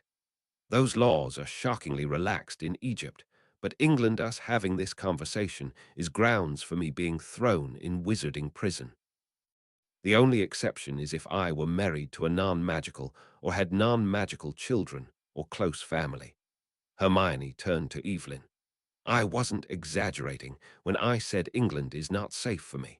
In addition to there being many people that I shouldn't interact with because I know them in the future. Even though traveling back in time was an accident sanctioned by my work in the Department of Mysteries, I could never prove it. It is illegal, and if anyone found out, they would lock me up and throw away the key with no questions asked. The government of magic is very corrupt at this time. We are at war, the first of 3 wars. I can't go there, so please stop asking, Hermione begged. You can't, Evelyn gulped. Go back. I don't want you to, of course. Evelyn tried to amend. But don't you want to go back? Hermione pet Harry. There is nothing for me there, Hermione said quietly. Ardith watched intently. This was so much information, so much made sense. The hiding, running away from him, why they could never follow Hermione to her home. It was all a lot to take in. We can't sit here forever, Hermione said firmly. You can ask me as many questions as you want on the way. I promise to answer them all, but right now, Alex is more important. They all nodded and immediately began heading out of the house again. Hermione grabbed her dragon hide coat. She was going to need it. Where to first? The Temple of Karnak. Evelyn led the way as began to travel quickly to Alex. Chapter 20. The magic carpet shop seems sketchy, Hermione said to an annoyed Rick. Well, maybe it is the same as your home. Looks like the outside of an opium den, but actually is the Taj Mahal, Rick said with irritation. Yes, but if you were the one in charge of the last set of traveling arrangements, that isn't the case, Hermione said logically. That plane had looked like it was 2 seconds away from dying inside and out. She is not wrong, Evelyn agreed. Rick had arranged many less than savory traveling situations. It had gotten to the point where Evelyn had begun booking their flights, etc., before Rick was even aware they were going anywhere. That way, he wouldn't insist on taking the initiative. However, in a pinch, Rick could get arrangements faster than anyone she knew, but you weren't going to like them. We'll be fine. He's a professional. Is he? There was a strange little man with an eye patch over one eye. The minute that he spotted Rick, he squeaked in alarm and shut the door closed behind him with a slam. Hey, definitely remembers you, Evelyn said with amusement. At least he has common sense, Hermione smirked. He is just shy, Rick said with a sheepish smile. Jonathan, get the bags. Oh, my hands are full, Jonathan tried to say before Rick yanked Jonathan's gold stick out of his hands. Hermione shook her head. Jonathan and his gold. Sometimes he was so much like Ron, Hermione felt some serious déjà vu. Now, Rick said threateningly. Right. Well, I'll get the bags, Jonathan sighed. I'll deal with the flight details, Rick said confidently before shooting the lock off the door. Honey, you are not a subtle man, Evie said wearily. We don't have time for subtle, Rick said as he kicked in the door. Ah, the make him wet himself approach. Hermione looked around. Her first assessment had been scarily accurate. There was a random man reading a newspaper in a bathtub. Junk littered the ground. A scrapyard pretty much. Izzy. Come here, Rick stomped after the weird little man as he continued to flee. He doesn't look happy to see you, Evelyn said with a grin. He hasn't turned me down yet, Rick said with a shrug. Do you think that has more to do with actual desire or the guns? Evelyn snarked. That depends, Hermione grinned viciously, on whether Rick ever had an experimental phase in his youth. Rick did a double take and gave Hermione an annoyed glare. Whatever it is, whatever you need, I don't care. Forget it, O'Connell. Izzy sounded far more posh than his scruffy appearance would first suggest. Every time I hook up with you, I get shot. Last time I got shot in the ass. Hermione began snickering. I've been mourning for my ass. Remember that bank job in Marrakesh? Evelyn looked at Rick with a raised eyebrow. Bank job? It's not the way it sounds, Rick tried to appease her. It's exactly how it sounds. I'm flying high, hiding in the sun. The white boy here flags me down. So I fly in low. The next thing you know, I get shot. I'm lying in the middle of the road with my spleen out, and I see him waltzing up with a bloody belly dancer girl. Oh, Rick was in for it. Belly dancer girl. Izzy, I think you and I should talk. Evelyn was going to get every detail if it killed her. As long as I don't get shot, Izzy continued to gripe. I've actually pulled a bank job, Hermione said serenely. How many more times are you going to do that? You can't just drop a fact like that out of nowhere, Jonathan said dramatically. How many times did you actually get shot while with O'Connell? Hermione asked curiously and completely ignoring Jonathan. 7, Izzy, he growled. What were you just sitting still waiting to get shot? Hermione said with disbelief. Izzy pointed a finger at Rick in irritation. Quit your complaining. You're going to get paid this time. O'Connell threw a large pack of bills at Izzy, and even though he was still complaining away, Izzy was clearly going to accept when he started putting it in his pocket. O'Connell, you've looked around here already. What do I need this money for? What the hell am I gonna spend it on? Hermione raised an eyebrow at him. Aside from 4 walls to put around the bathtub, Hermione said with disbelief. I enjoy the view, the old man in the bathtub said in a heavy accent. Nobody else does, Hermione said to Evelyn. I'm gonna keep this short. Rick got up in Izzy's face. My little boy is out there, and I'm going to do whatever it takes to get him back. And Izzy completely ignored him in favor of looking at Jonathan's golden stick like it was a treat and he was a puppy. Rick moved it back and forth experimentally, and Izzy nearly snatched his hand forward each time it moved. You give me that gold stick there, and you can shave my head, wax my legs, and use me for a surfboard. Izzy sounded so unbelievably serious. Without ado, Rick tossed it to him. Didn't we do that in Triblet? By the way, when did you lose your eye? Oh, I didn't. I just thought it made me look more dashing. Rick tore off the eye patch and Izzy stumbled. Now, get to work. Izzy looked over to the 2 women and gave Hermione a once-over. Hermione immediately followed after Rick with a snort. Sorry, you didn't exactly catch me at my best, Izzy said to Evelyn. Oh, I'm sure I have. The Medjai stood waiting on their horses, and Izzy immediately gulped. Oh, I'm gonna get shot. Hermione could hear the immediate regret, and she actually felt sorry for the poor Sab. Ardith had parted with the O'Connells after getting their next location from Rick and met the 12 tribal leaders, Uncle Terence and Ali. So you were unable to stop the creature from arising again, Terence sighed after Ardith had led him to the meeting point. We were outnumbered, Ardith said gravely. That is not the point, nephew. Terence's obnoxious tirade was brought to an abrupt halt. Well, well, well, Mr. Bay. Terence whirled around to see none other than Miss Evans smirking as irritatingly as ever. The tribal leaders whispered excitedly. Miss Evans is back, Ali exclaimed happily. Hermione looked at him with surprise, but Terence spoke over them rudely. I thought you died, Terence sniffed. Without irritating you one last time, Hermione held a hand over her heart. I would never, Ardith smiled fondly at the familiar exchange. And for the record, it is Miss Granger. Then why did you say it was Miss Evans? Terence said suspiciously. Well, because I'm a witch, Hermione said frankly. Of course you are, Terence scoffed in disbelief. And I'm a purple elephant, he said sarcastically. Believe what you want, Hermione said with a shrug and made her way back to the O'Connells.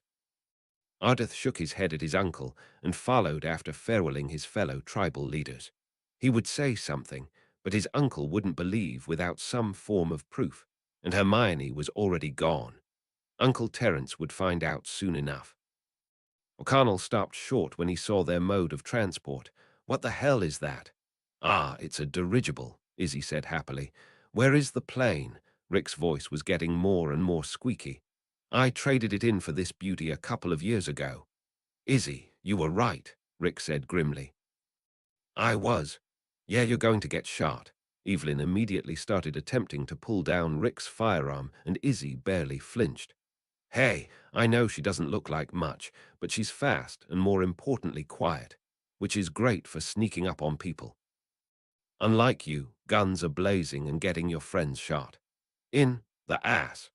Rick still looked angry, but Evelyn had finally succeeded in grabbing the gun and gave Rick a seriously pissed-off look, which he shrugged off sheepishly.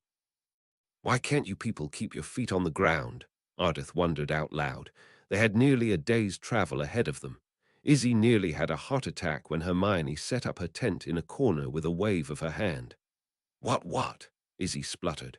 Which? Hermione sighed. Don't be a moron and spread it around. O'Connell, Izzy yelled accusingly. Don't look at me. I just found out this morning, Rick said while holding his hands up in surrender. If it really bothers you, I can erase your memory of me when we are done, Hermione said with a resigned tone before walking into the tent.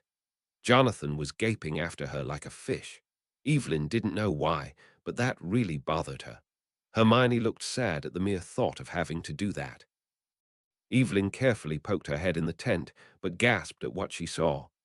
You have to come see this, Evelyn said with excitement to the rest of them, and all but Izzy followed with puzzlement until they saw the inside. This is an entire house, Jonathan said with wonder. Hermione was hanging her sooty coat over one of the dining chairs and unbuttoning the clasp on the wrist of her leather gloves. Hermione gave them a small smile at their amazement. Sometimes I wish I could feel that way again, Hermione laughed. I'm far too used to it now. I forget how incredible magic is most of the time. Ardith looked around. It was an odd-looking house. Everything looked different in tiny, almost indecipherable ways. I'm going to go take a shower. I immediately left the Dragon Sanctuary to meet you, and I desperately need to wash up, Hermione mainly said to Evelyn. Of course. We have plenty of time to talk, Evelyn said almost as a warning before grabbing Jonathan and Rick, but subtly signaling Ardith to sit in one of the chairs. Hermione was already in one of the adjoining rooms, and Ardith didn't need any other encouragement. They wouldn't be at the Temple of Karnak until early the next morning, and he was not giving Hermione any more chances to avoid him. Ardith sat at the table and waited. Did she just say dragons? A shocked Jonathan was dragged out by Evelyn. Hermione froze like a deer faced with a lion when she walked out of the shower to see Ardith waiting for her, and was especially glad she had not walked out in only a towel. She sighed. He was going to corner her eventually, best to head off the inevitable discussion. "Do you drink alcohol?" Hermione sighed as she pulled out a bottle of fire whiskey. "I do not." Ardith watched her in a manner far too like the hawk residing on his shoulder. Hermione placed down her glass and sat down at the table. She looked at the hawk with a smile before rifling through her purse and pulling out a sack. Ardith couldn't stop a laugh of disbelief when she pulled out a dead mouse. The baby dragons lost their mothers to poachers. "Would he like one?" Hermione placed it on the table, and the hawk pounced on it before carrying it to one of the couches in the tent. "Always full of surprises," Ardith said affectionately before taking Hermione's hand. Hermione took her hand out of his once she recovered from the shock. "I can't," Hermione breathed hard. "Are you married?" Ardith said, knowing the answer. "No." "Then you can." Ardith was easily able to reach across the table to snatch a lock of Hermione's hair to wrap around his fingers. Hermione let out a stuttering breath when he kissed it. She really needed to get a haircut. Wonder if now was a good time. "Ardith, you don't know what you are agreeing to or who. We don't know each other." Hermione pleaded and attempted to reach forward and disengage her hair from his hand, but it just caused Ardith to stand and move closer. Ardith's silence was powerful, and Hermione didn't know what to do. She could argue circles around anyone any day at any time anywhere, but Ardith wasn't just anyone. Only Dumbledore and Snape had ever had an effect even remotely close to this, and there was no way that those instances could even compare, for obvious reasons. "I know you," Ardith said calmly, and he did. "Hermione Evans or Granger. The woman who hadn't hesitated to save his father, and the man who had tried to murder her. The woman who adopted a mangy cat with one ear and still kept the blanket gifted to her by his mother. Hermione had still made time for the O'Connell family, even though she continued to try to avoid him at all costs. Ardith was determined to have her or no one at all. "No, you don't," Hermione said a little desperately as she attempted to yank her hair out of his grip. Ardith felt a sudden surge of uncharacteristic rage. He let her go, but immediately kicked a chair in angry frustration. "Then you do not know me either," Ardith yelled angrily. He could feel that same energy that always left his uncle on edge, but he kept going. "I've seen you reject men. You don't run away. You cut them down ruthlessly. What is so different about me?" Ardith got right in her face. Hermione had stood in surprise when Ardith had kicked the chair over and shook as his hands cupped her face. Her emotions were coursing through her, and her magic was swirling in the air. She needed to calm down. Hermione attempted to calm the magic leaving her, but only succeeded in pulling in his scent, which hyped her up even further. Ardith grew impatient with her. "Until you can give me a real answer, and that answer better be you are secretly married or engaged to the creature himself. I will pursue you. I will never marry anyone else, and I will use every tool at my disposal to convince you." Ardith abruptly let her go and walked out. Hermione raked her hands through her hair and dropped into the chair. She immediately poured and threw back a shot of awful fire whiskey. Merlin, Hermione was terrified. She couldn't go on like this. They needed to have a conversation. He needed to know the problems for him that would happen if he married a witch. Hermione had never understood as a child why witches and wizards didn't marry muggles unless it was because of prejudice. But it was so much more than that. It was like a bird marrying a fish. Hermione lived longer, and in order for them to actually grow old together, it required a ceremony that was literally irreversible. There was no going back. What if he changed his mind? Hermione couldn't even sleep through the night. She was messed up and scarred and broken beyond repair, and he would see that. And Hermione, it would break her heart to show him all that just for Ardith to turn around and leave. Loving him wasn't the problem, but Hermione was just going to have to stop being selfish and let him break her. Then she could be alone and miserable without the hope that was slowly killing her anyway. Hermione let a tear escape. She would just have to tear it away like a band-aid. No more running. Ardith would leave, and Hermione would try to survive it. Ardith walked out of the tent angrily. I imagine it didn't go well. O'Connell was cleaning his weapons, and Ardith sat down next to him gracefully. Did she reject you? She didn't accept me, Ardith said darkly. We'll figure it out, Ardith, Evelyn comforted. We? What we? Rick chuckled. This is between the two of them. What are you going to do? Lecture her into a relationship? She clearly loves him, Evelyn said with profound irritation. Hermione just needs a good shove. You first, Rick snorted. Yeah. Remember when I tried to push Hermione into the ocean? Jonathan shivered at the memory. I didn't even know that Hermione was aware of my fear of beetles. He was screaming like a little girl for weeks, Rick said to Ardith with a grin. Beetles in my shoes, beetles in my bed. Beetles in the alcohol cabinet. Beetles everywhere. Jonathan shivered in fear at the mere memory. Ardith's smile didn't quite reach his eyes. Hermione exited the tent with Horace gripping her dragon hide-covered arm.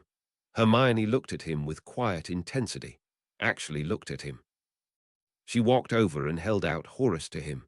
Ardith took Horace, but was surprised when Hermione finally spoke to him. We need to talk after we get to Karnak. Hermione looked determined, but sad, like she was walking to a death sentence. All right, Ardith said calmly. Hermione nodded and took a seat next to Jonathan. What are we talking about? Hermione let out a gusty breath. Your callous, monstrous actions towards me and my fear of beetles. Jonathan glared at Hermione when she grinned big. We need to get Alex back soon. He was great for sneaking beetles into your clothes when you were at your most vulnerable. Namely, the bath. Hermione grinned even bigger as Jonathan spluttered angrily. That was traumatizing.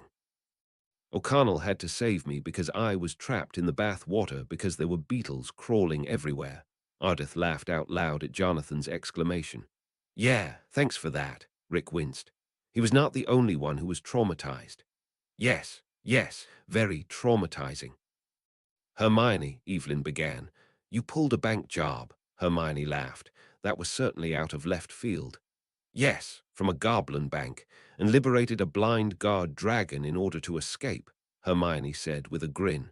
Tell me everything, Evelyn said with excitement. Chapter 21. Hermione tried to keep the conversation light, which was a tad bit comical when she considered the life that she had led. Voldemort and his Death Eaters were the looming epicenter of her life, and it was really difficult to answer the plethora of questions that were placed before her without them being front and ugly. There was a troll in your school, Rick questioned wonderingly. How big was it? Fairly big and smelly, Hermione explained poorly. Wait, hold on for a second. Hermione got up abruptly and went back into her tent. They had covered the robbery of Gringotts, minus the soul-bearing goblet explanation, finding out she was a witch, and now the first time Hermione had nearly died at school. Evelyn looked curiously at a shuddering book with a belt around the middle. What is that? Jonathan said with trepidation. Hermione unfortunately lost her hold of the Monsters' Book of Monsters, and it immediately started snapping away across the ship. Well, lost her hold was a bit generous. Hermione was tired of talking and really would prefer reading a book right now. She was far from used to spending this much time talking about herself. Jonathan screamed like a little girl as the book snapped viciously at him. Jonathan finally made it up Izzy's steps, and the monster book started snapping towards Rick and Evelyn. You did that on purpose, Jonathan accused loudly. What the bloody hell is that? Izzy said from the stern. It's just a book, Hermione said innocently. Ardith skillfully balanced on the railing of the dirigible as the book snapped after a fleeing Rick and Evie. No harm ever came from reading a book, Evie, Rick laughed as they ran away. Oh, for heaven's sake, that was years ago, and I assure you, I have learned my lesson. Hermione took pity on them and summoned the book to her and ran her fingers along its spine. The book shivered and finally calmed. Hermione handed the open book to Rick. He poked it experimentally before deciding it was safe to hold. Here, why don't you read this for a bit? I'm sure you will find it interesting. and it will be a lot more detailed than I will be at the moment." Rick actually looked excited and sat down on the ground next to Ardith, who scooted to look over his shoulder as they began to read. Jonathan glared at Hermione, but sat on the other side of Rick anyway to read over his other shoulder. Evelyn calmed her beating heart. "I'm with Jonathan. I think you did that on purpose," Evelyn said to a smirking Hermione. "Well, your opinion is your own," Hermione said, with a Cheshire cat grin, before going into her tent for some much-needed alone time. Evelyn was left alone also as she walked to the end of the boat, and was left to her own devices since Alex had been kidnapped. She had finally stopped talking long enough to be very, very anxious, and wrung her hands with worry. Hermione was a new wealth of amazing stories and information, but it could only hold back her overwhelming stress for so long. Her son was currently in the clutches of people who would not hesitate to kill him. Would he really be okay for so long with them? And then Evelyn began to have a vision. Ardith watched Hermione disappear into her tent from his position next to Jonathan. He had learned so much about her in the last couple of hours, and not as much as he wanted. Ardith could still sense that there were details being held back, but he supposed after keeping silent for so long, it would be difficult to completely open up about everything. "There are so many creatures in here. Is it really possible that all of them exist and we had no idea of it?" Jonathan said in wonderment. "We didn't know old Imhotep existed," Rick said simply. "Just rumors, same as these. I can believe it." And on another note, how much do you think Hermione is holding back Ardith? "Holding back," Jonathan said in disbelief. "She has been very forthcoming." "Yes," Ardith said carefully, "but you'll notice Hermione didn't say why she was robbing a bank. She very carefully shocked you with stories of goblins and dragons and cursed vaults and waterfalls of enchantment without ever giving you a reason. And Hermione doesn't strike me as the type to rob a bank without a very good reason," Rick inserted. "Unlike you," Jonathan said with a shit-eating grin. "Shhhhhh." Rick turned to Evie, who was still staring out into the night sky. "Are you trying to put me in the doghouse? Then tell me, or I'll ask Izzy in front of Evie," Jonathan threatened playfully. "And I'll tell Evelyn that it was you who thought it would be funny to borrow her archaeology equipment to sell to gullible tourists for double the price because you couldn't find your wallet." Rick was grinning and Jonathan glared angrily. "You win, but the joke's on you." "Evie will probably ask when she runs out of questions to ask Hermione," Jonathan said with a pout. "Evelyn will never run out of questions to ask Hermione," Ardith smiled. "Ah, whoa, whoa, whoa." Rick leapt into action as Evie nearly vaulted off the side of the blimp and only barely caught onto her foot as she was about to fall to her death. Hermione rushed out of her tent at the sound of her yelling and immediately ran to a now shaking Evie. "Are you okay?" Hermione said frantically. "I just had a vision," Evelyn said tearfully. Hermione listened to the conversation with deepening skepticism.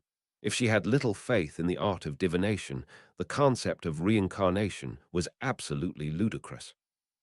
But Hermione attempted to keep her tongue attached to the roof of her mouth, while everyone discussed the visions. Ardith was so earnest in his belief in fate, she had to practically hold her lips shut not to go back in time, and become the immature know-it-all Hermione that had stormed out of Professor Trelawney's class, all the while calling her a blithering idiot. "Do you believe any of this, Hermione?" Rick had finally asked her in disbelief, and everyone turned to her. "You have been oddly quiet this entire time, Hermione," Evelyn said, when Hermione maintained her silence. "I can't say anything about my opinion without being a total bitch. So let's just leave it at that." Hermione patted Eveline on the shoulder. "I'm glad you're okay. I'm going to go bake." Hermione walked back into the tent quickly. "See, Hermione agrees with me," Rick said surely. "The mark on my arm is just a coincidence." "My friend, there is a great difference between coincidence and fate," Ardith tried to reason, but Rick was having none of it. Rick pulled Evelyn under his arm comfortingly.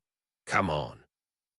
I'm not leaving you out of my sight in case you try to vault off the side of the blimp again." "It is a dirigible," Izzy yelled with frustration. "No one gives a shit, Izzy." So this pyramid is made of gold? Jonathan questioned Ardith with excitement, and Ardith sighed with a fond smile. It was nearly dawn. Hermione was ready with fresh muffins on stasis, dragon hide coat and boots, and wand in hand. She wanted those bastards to be in Karnak, and if she got to curse Lackner's balls off well, Hermione could not deny the immense pleasure it would give her. Jonathan stood with his shotgun on the blimp while Izzy hid underneath the steering wheel. Jonathan snorted, and people thought he was a coward. At least he wasn't constantly terrified of being shot in the ass. Ardith stood next to Hermione. "I would like to spar with you sometime if you'd let me," Ardith said conversationally. "I would actually enjoy that," Hermione said with a smile. "I don't get many chances to use magic on a non-magical in a fight. I'm curious how it will go." Ardith felt his chest warm. He would certainly enjoy it. They immediately jumped over the side of the blimp to search the train frantically the minute that they landed. Jonathan stayed on a long-distance lookout. Hermione's stomach turned nauseous at the sight of the shriveled remains in a very opulent car. "The creatures work," Ardith said grimly. Hermione nodded and kept searching. "Rick!" Both Ardith and Hermione immediately stopped what they were doing to follow Evie's voice. Hermione audibly breathed in relief to find out that not only did Evelyn not find her son's dead body, but she knew exactly where they were going next. They all immediately ran back to the blimp and went back into the air. Hermione felt her neck immediately tighten as they took off. The temple was at least another half-day's journey, and the promised conversation could now officially take place. Hermione looked to see Ardith watching her, and she breathed in a fortifying breath. "Call me if we have a sighting," Hermione said to Rick. "Sure thing." Rick gave her a smile that was a little too reassuring, and Hermione felt her pulse kick up a notch. Ardith followed after her into the tent, and Hermione went straight to the kitchen to make a cup of coffee. When she finally turned, Ardith was just sitting and staring at her. "Okay. I've been avoiding you," Hermione started. "You don't say," Ardith said sarcastically as he took a sip of coffee. He had been wondering how this conversation was going to go, although Ardith thought that Hermione was going to find a way to get out of it. But when Hermione made a promise, she kept it. "Ardith," Hermione said with frustration, "wizards and witches live longer than humans, and if I married you, you would either die long before me or—" Hermione gulped nervously. This was the part that she had determined to tell him. "Or," Ardith sounded so calm, it made Hermione want to pop him one. "Bind our souls together," Hermione finally said bluntly. Ardith finally put down the coffee and looked at Hermione in surprise. "Bind? Yes. It's a marriage ceremony that binds our souls together, and if one of us dies, the other one feels a lot of pain. If one of us wants out, the other feels a lot of pain. Sleep with someone else, pain. Away from each other for too long, pain." Ardith watched Hermione unwaveringly. "And you don't want to be trapped with me?" Ardith asked cynically. Hermione in turn looked at him weirdly. "I can't sleep through the night, Ardith. I sleep 2 nights a week at most. I'm covered in scars. I have the ability to hex your balls off. Why wouldn't you want out?" "Plus," Hermione warmed up her coffee wandlessly and took a sip, "you have been pursuing a woman you didn't fully know for the last 11 years. Ardith's face maintained his emotionless mask while Hermione continued. "Not to mention the fact that I'm slowly turning into a mix of Mad Eye Moody and Professor Snape. Neither of the men were the most liked. Brilliant. Yes, liked. No. I know you," Ardith said persistently, and Hermione placed her coffee down on the table hard. "You know that I trapped a witch who could turn herself into a beetle in a jar to put the fear of Merlin in her." Ardith's eyebrows went up in surprise. Hermione continued. "You know that I intentionally attempted to lead a witch to her death when I was 15. What about the time I punched Draco Malfoy in the nose for calling me a mudblood? Or when his lovely Auntie Bella pinned me down and carved mudblood into me? Or the fact that I still hold onto that knife and used it on the charming Lackner?" Hermione continued to rant uninterrupted as Ardith listened raptly. "What about the time I hunted down objects that possessed pieces of a Dark Lord's soul so we could actually kill the snake bastard? turned myself into a cat person, helped the groundskeeper smuggle a dragon off school property, helped an escaped convict avoid being executed.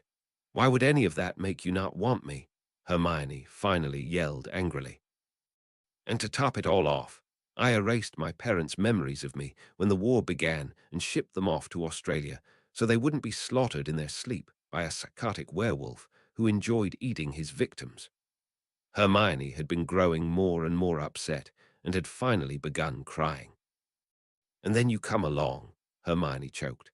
You come along, and I've only met you a handful of times, and you managed to change the shape of my patronus.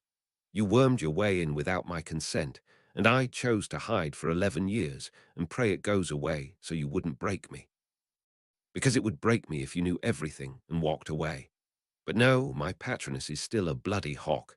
Hermione cried uncontrollably, and Ardith finally stood up and grabbed a hold of her and enveloped her in a huge hug. Hermione held on to him desperately and took his pity hug. There was absolutely no way that he wanted her after all that. She was going to end up alone and bitter like Professor Snape. Hell, Hermione already had the snark. Why not make it official? I would be honored to bind my soul to yours, Ardith said. Hermione began crying even harder. Ardith rubbed her back. You are beautiful inside and out, and have been through a lot. We are fated. Your experiences made you the woman I'm in love with. Hermione snorted indelicately. Fate is utter bullshit, Hermione said, while desperately trying to clear some of the liquid from her face with her sleeve. Don't hold back, darling, Ardith said sarcastically. It is, Hermione grumbled. I chose you then. Just don't turn me into a beetle and trap me in a jar when you're angry. Hermione started to laugh and cry hysterically. I'll just send a flock of birds after you instead, Hermione joked. You can do that, Ardith said curiously. I have done it. To Ronald, in fact. Hermione pulled back. Ardith was smiling huge. Well, that was a good sign. Are you sure? Ardith put his forehead to hers. Yes, Ardith breathed. Hermione held on to him and allowed herself to finally relax. Thank Merlin. I still need to ask your father for permission to marry you. My parents still have their memories erased, Hermione said sadly. Then, Ardith furrowed his brow in confusion. Who is your papa, your grandfather? Jonathan said his was trying to gain papa's approval. Ardith was further confused when Hermione grinned back and began to laugh hysterically. I see, Ardith sighed. I have missed another of your private jokes. Papa, Hermione choked out, is my cat Harry. I told Jonathan I was the type of fiancé with a cat to please instead of a father with a shotgun. The joke stuck. Ardith started laughing also. So Harry hates Jonathan. Absolutely. Scratches him at every opportunity. My cat in the future also hated Ronald with a passion. Then that settles it. I must convince Harry of my sincerity, Ardith said half seriously. Best of luck to you, Hermione chuckled. Ardith, I'm going to go take a shower. I'm a mess. Hermione kissed him sweetly on the cheek. I'll bring out the muffins when I'm done. Hermione left, and Ardith walked out with the biggest grin on his face. Rick took one look at his face and knew. So, it went well, Rick smirked. I'm getting married, Ardith said happily. So long as I can get Harry's approval. You aren't getting married then, Jonathan scoffed. Oh, you'll be fine, Evelyn brushed off. Congratulations, Ardith. Yeah, good job, pal, Rick thumped him in the back. I'll help you find a ring when all this is over. A ring? European tradition to present a ring upon requesting a woman's hand in marriage, Evelyn explained. One of many of the expensive installments of keeping a wife, Jonathan said pompously. Ow. Don't hit me. Then don't be so obnoxious, Evelyn warned. Muffins, anyone. They were all on the muffins within seconds. Izzy looked at Hermione with appreciation. You can bake and are easy on the eyes. Are you sure you won't marry me instead? Izzy asked hopefully. Far be it from me to be judgmental, but I'm not terribly attracted to a man who cowers under the steering wheel while everyone else risks getting shot in the ass, Hermione said, before taking the bite of a muffin and boldly sitting on Ardith's lap. Ardith's mouth dropped in shock, and Hermione just shoved a muffin in it before going back to eating her own. "Our young lovers," Jonathan said mockingly. "It would be picture perfect if you were sharing the muffin." "I made the muffins. I'm not splitting," Hermione said bluntly. Ardith finally got over the shock and took the muffin out of his mouth. If Hermione was always this physically affectionate, it was going to be a rough road until they were actually married. "Problem," Hermione grinned with a twinkle in her eye, and Ardith narrowed his eyes back at her suspiciously. Something told him she knew exactly the effect she was having on him. "Nice gun," Hermione whispered in his ear and got up with Ardith hastily crossing his legs.